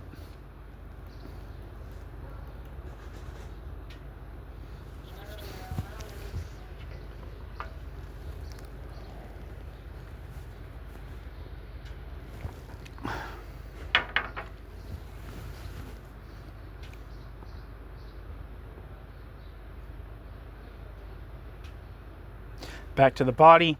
Against this backdrop and following Lefebvre, a strict dualism is outlined between two types of societal processes. Thus, exchange value, production, industry, growth, the subsumption of nature, domination, exploitation, linear time, and analysis are associated with expanded production. Conversely, use value, cyclical time, quality, socialization, inner nature, real life, parenthesis, everyday consciousness, residues, agrarian production, and parenthesis, and mimesis are associated with simple reproduction. Consequently, cyclical and linear time are located within the spheres of the family and industrial production, respectively. Two further consequences appear to arise from this. On the one hand, this dualism provides a basis for reflecting on abstract labor as an abstraction of concrete labor. On the other, an attempt is made to historicize the categories of the critique of political economy by analogy. The dynamics of history become reified in the temporal structure of linear time. Krall 2 takes labor time as the element by which the magnitude of value is measured. On the other hand, time contains, quote, the possibility of qualitative change, end quote. Thirdly, Krall insists that time becomes reified in money. Capital appears to Krall as, quote, history without history, end quote, an automatic subject.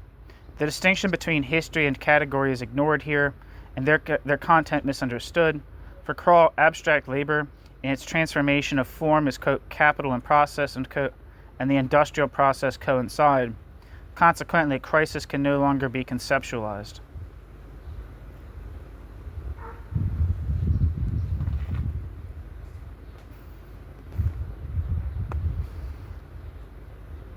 Footnote.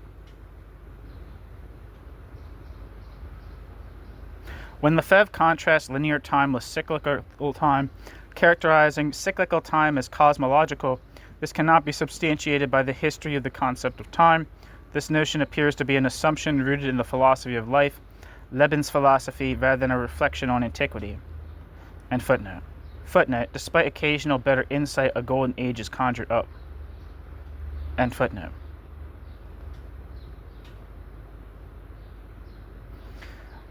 Footnote. For a critique, see Heinrich Brinkmann, Peter Büchner,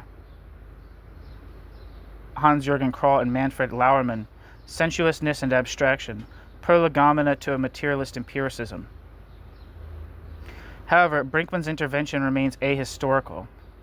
See for the critique Kornelia Hafner, Excursus on the Quality of the Old Times. See Hans-Jürgen Krall, footnote. See Hans-Jürgen Krall,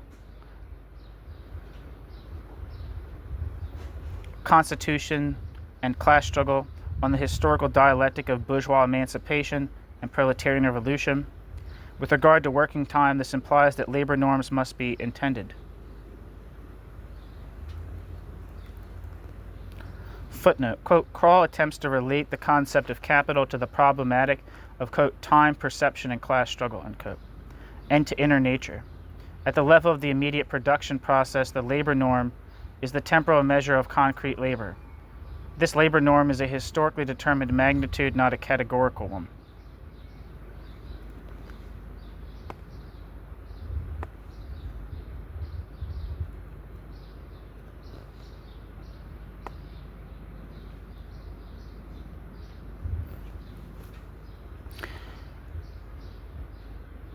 Quote, qualitative time, this is back to the body, quote, qualitative time, end quote, is a retrograde concept because the counterpart is merely viewed externally rather than grasped conceptually.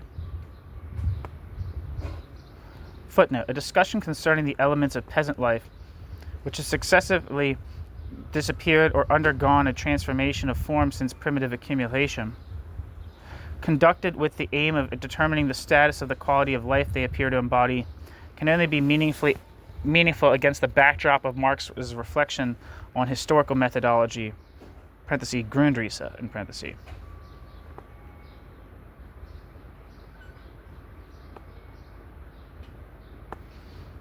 And footnote. In his reflection on urbanism, Lefebvre draws upon his conception of ancient and modern times. The former has been transformed in terms of its significance, quality, and unity. A process of urbanization has taken place in relation to society as a whole. This process has now reached a critical phase characterized by superficialities and peripheral contacts. The issue at hand is the commercialization of the urban, and the relationship between city and countryside is shifting.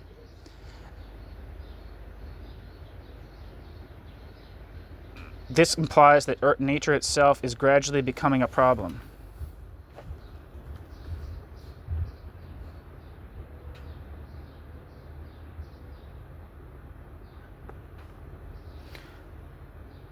Footnote.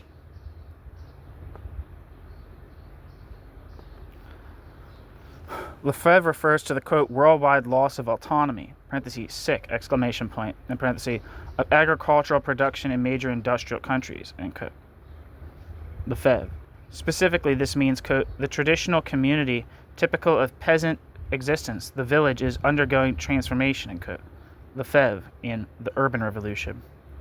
End footnote.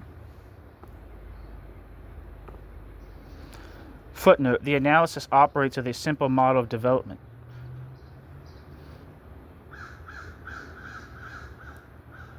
A schema is outlined that ranges from the political city to the commercial city and later to the industrial city. Elsewhere, a distinction is made between the rural, the industrial, and the urbanized. However, the rural is singled out as a representation of space. And footnote. Footnote, the underlying image is constructed using Engels' concept of, quote, simple commodity production, and quote, as a starting point. And footnote.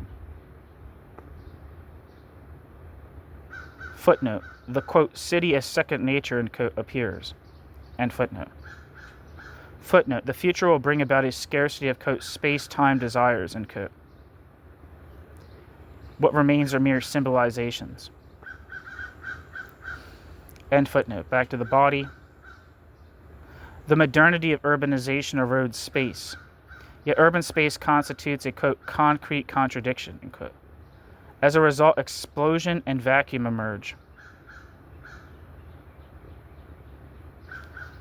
Thus, the hope is expressed that there must be a transition to the, quote, urban epoch, end quote, one that transcends industrialization and capitalism, thereby finally revealing the, quote, essence of space, end quote, as, quote, what it has always been, end quote, quote, political space, end quote, and a, quote, projection of time, end quote. For the, quote, phenomenon of urbanization, end quote, is after all a, quote, global reality, end quote. Quote, the phenomenon of urbanization manifests its universality, end quote, Lefebvre. In tracing the path toward a new urban studies, one must resort to a, quote, positive, quote, positive investigation of needs, end quote, Lefebvre, particularly after philosophy has pointed to the, quote, human essence, end quote.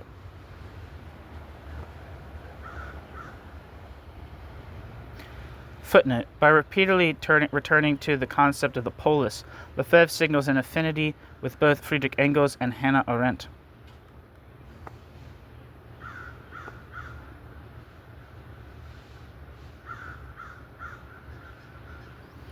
And footnote, urban studies would have to encompass sociology, statistics, cybernetics, linguistics, psychology, and history. This also requires reflection on language. Thus, as Birka notes, Lefebvre is indeed searching for an urban language. And footnote. Footnote, and this is in relation to the line, in tracing the path toward a new urban studies, one must resort to a, quote, positive investigation of needs, end quote, particularly after philosophy has pointed to the, quote, human essence, end quote, Lefebvre. In this respect, one must, albeit within certain limits, return to an anthropology.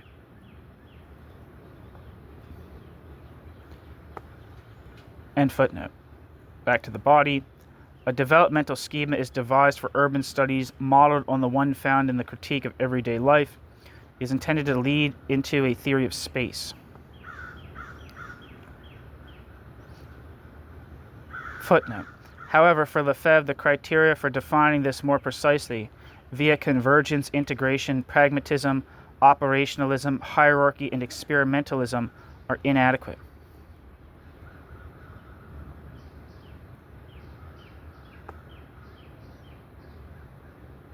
End footnote. Back to the body. At a certain point in the evolution of the problem of urbanity, the agrarian myth could be taken up and combined with the urban one, as, quote, myth, ideology, utopia, end quote, manifesting itself primarily in art. Urbanization would then acquire a different quality. Furthermore, the metropolis and, quote, suburbanization, end quote, were only seemingly opposed. The city as a space of administration and domination, existing within a broader context of further administration and domination, established a specific structure, contextuality, and centrality. It also functioned in a productively integrative way. Quote, the urban is thus a pure form, the point of encounter, the site of a gathering simultaneity. End quote. Lefebvre. On the other hand, the city was said to be essentially omnicentric and contradictory in its movement. This points to the city's illusory transparency with its, quote, abundance, teeming throngs, end quote. There were many discontinuities here. There were many discontinuities here. The quote urban form, end quote, however, was an empty one. End footnote. Footnote, quote, utopian communism has its roots in the urban just as much as in the real peasant rural, end quote.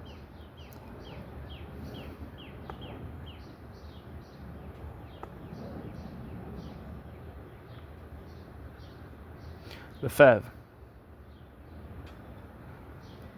Footnote, and this is in relation to the line that says, urbanization would then acquire a different quality. And this says, this is intended to subject social and political segregation in cities to critique.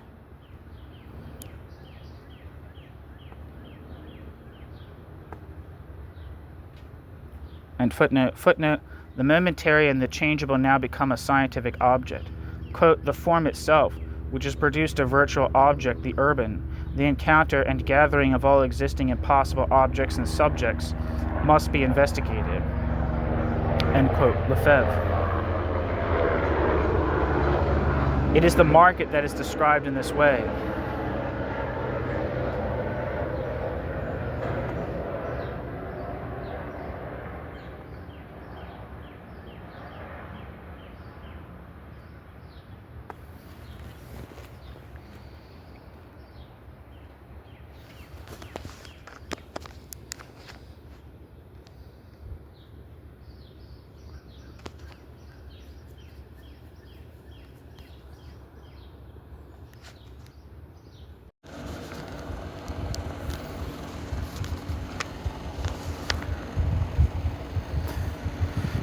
Therefore, it was necessary to move toward a, quote, theory of differential space, end quote. That is, of the various spaces and axes. In Lefebvre's work, a peculiar exaltation of the utopian takes place. It appears to offer a way out beyond economism and scientism on the one hand and pure subjectivity on the other. The urban emerges from the complexity of the social and gives rise to diverse perspectives. By pointing to the mode of people's lives, i.e. specifically that of citizens, the critique of everyday life reveals reality and targets the political realm.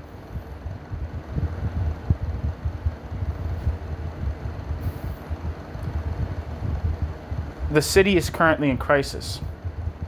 Drawing on Lefebvre, one can speak of a, quote, disintegration of capitalist space, end quote, with gentrification serving as one of its intrinsic elements. Against this backdrop, there is a need to call for both a radical critique of urbanism and a new science of urban studies. The, quote, production of space is a critical anti-capitalist project. This critique also targets economic growth. Furthermore, by challenging the state's traditional role, it recasts the state as a subsumed element. Any subsequent political approach, one that keeps the totality and the limits of urbanization in view, must articulate its own concept of production and acknowledge that the urban space is also a site of desire, need, and conflict.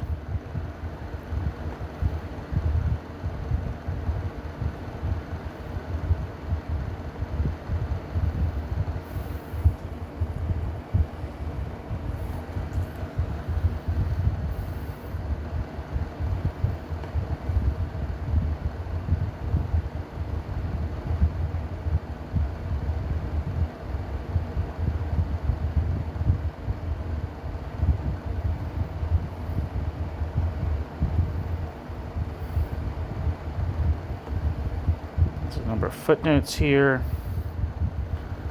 Footnote. Urban space is said to be, quote, differential, per se. Isotopies are thus transcended. Quote, utopia unites the near order with the far order, end quote. It complements isotopy and heterotopy, existing, quote, everywhere and nowhere, end quote. Thus it appears as fantasy and imagination. Quote, all power to the imagination, end quote, is the slogan that appears somewhat later. Against the notion of the festival, the intervention play, and the spontaneous idea, artistic imagination is the, quote, other, it must be pointed out that, as early as the Renaissance, these elements appeared as a dual opposition. The ideal was posited against the countryside, and Petrarch's account of the ascent of Mont Ventoux, offering a view of people working and enjoying themselves within a feudal hierarchy amidst nature, transformed this contrast into a social one. End footnote. Footnote. Complexity is said to have to rest theoretically, quote, on the distinction between growth and development, end quote.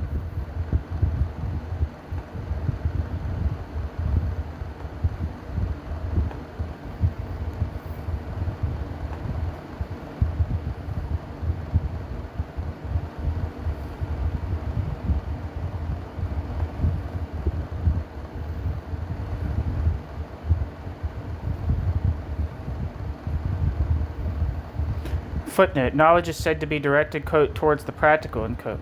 Quote, towards the formation of a global coherent praxis that stands above freedom, end quote.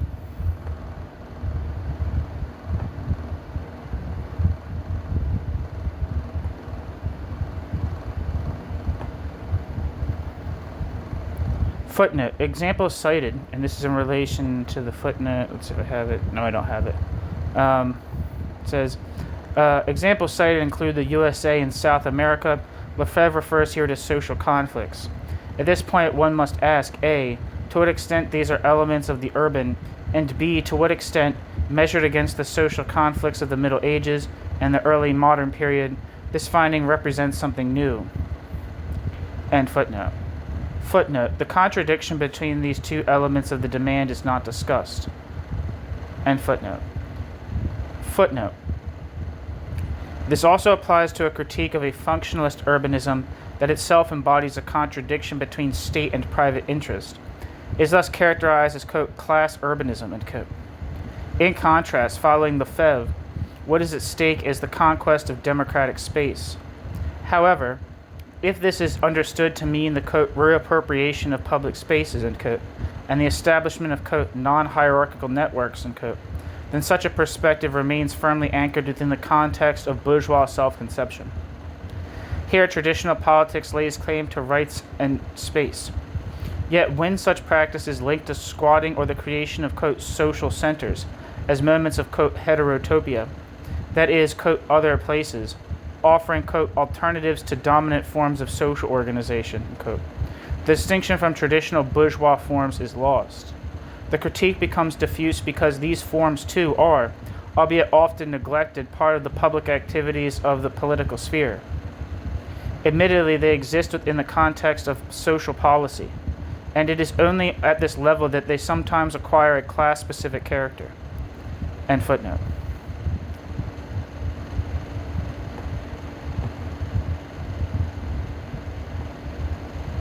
Footnote. For Lefebvre, production is conceived as assembly, concentration, and redistribution, and in this form draws upon classical utopianism, Campanella.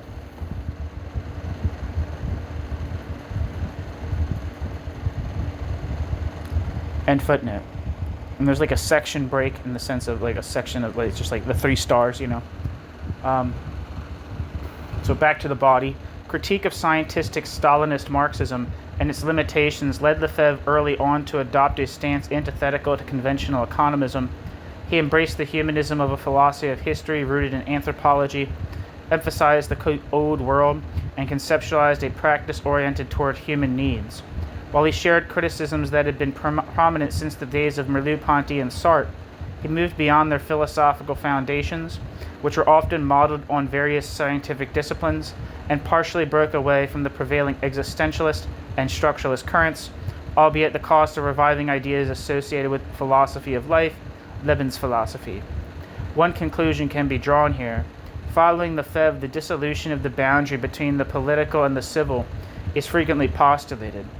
Yet this usually succeeds only in one respect, negating the demarcation and declaring the private, parenthesis, civil bourgeois, in parenthesis, to be political. This has an aristocratic precursor in the polis, where citizens act and negotiate. They engage in praxis and politics against the backdrop of private resources that do not appear in the public sphere. Now, following Lefebvre, this private realm itself becomes a political matter.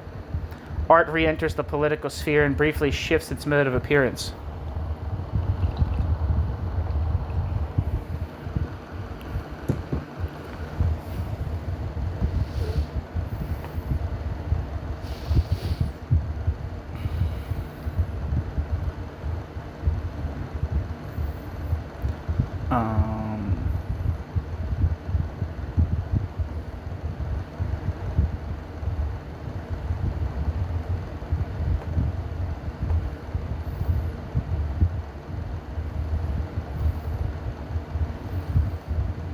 Footnote.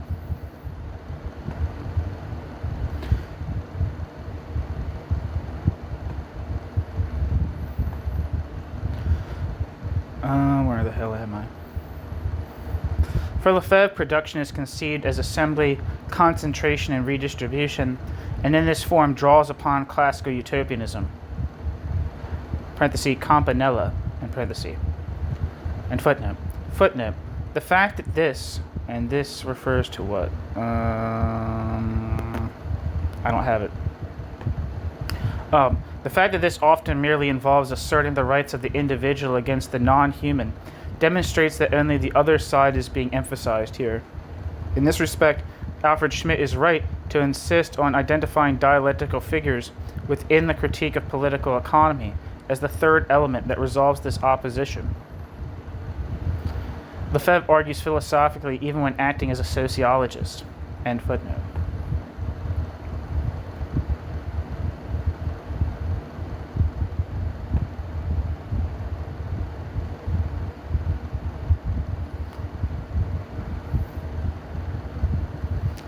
Footnote. However, ordinary citizens in the polis are progressively placed at an ever greater disadvantage. End footnote. Footnote. And this is in relation to the line, art re-enters the political sphere and briefly shifts its mode of appearance. And the footnote says, these are often reactionary times in which hope fixates on art, while the typical representative of the era, often unconsciously rather than intentionally, reacts to the times. End footnote. Back to the body. It has become evident that the greater part of the French debate became marginalized vis-a-vis Western Marxism. However, some theorists have remained unmentioned. Given the state of the PCF, Communist Party of France, after 1945, various strategies were employed to develop critical potential nonetheless. A historiography oriented toward Marx, a historical study of Marx, Auguste Cornu, Jacques Grandjean, became established within and on the fringes of French communism. Others chose different strategies. Two of these deserve particular mention here. One was influential, but did not give rise to a, quote, school of thought. The other did establish a school, but shifted the focus to Hegel scholarship. For a long time, Maximilien Rubel's translation of Marx's Capital served as the lecture cachée, parenthesis, hidden reading, in parenthesis, for young Marxists, while Jacques d'Ant initiated research dedicated to the Hegel-Marx relationship, an endeavor that inevitably entailed serious Hegel scholarship, parenthesis, the Poitiers School, in parenthesis. There is little literature on either figure in the German-speaking world. Okay. Thanks for listening. That's the end of the chapter titled Divergent Paths, Explorations of Marxism, Philosophy, and Society in the work of Lucien Goldmann and Henri Lefebvre. Thank you so much for listening.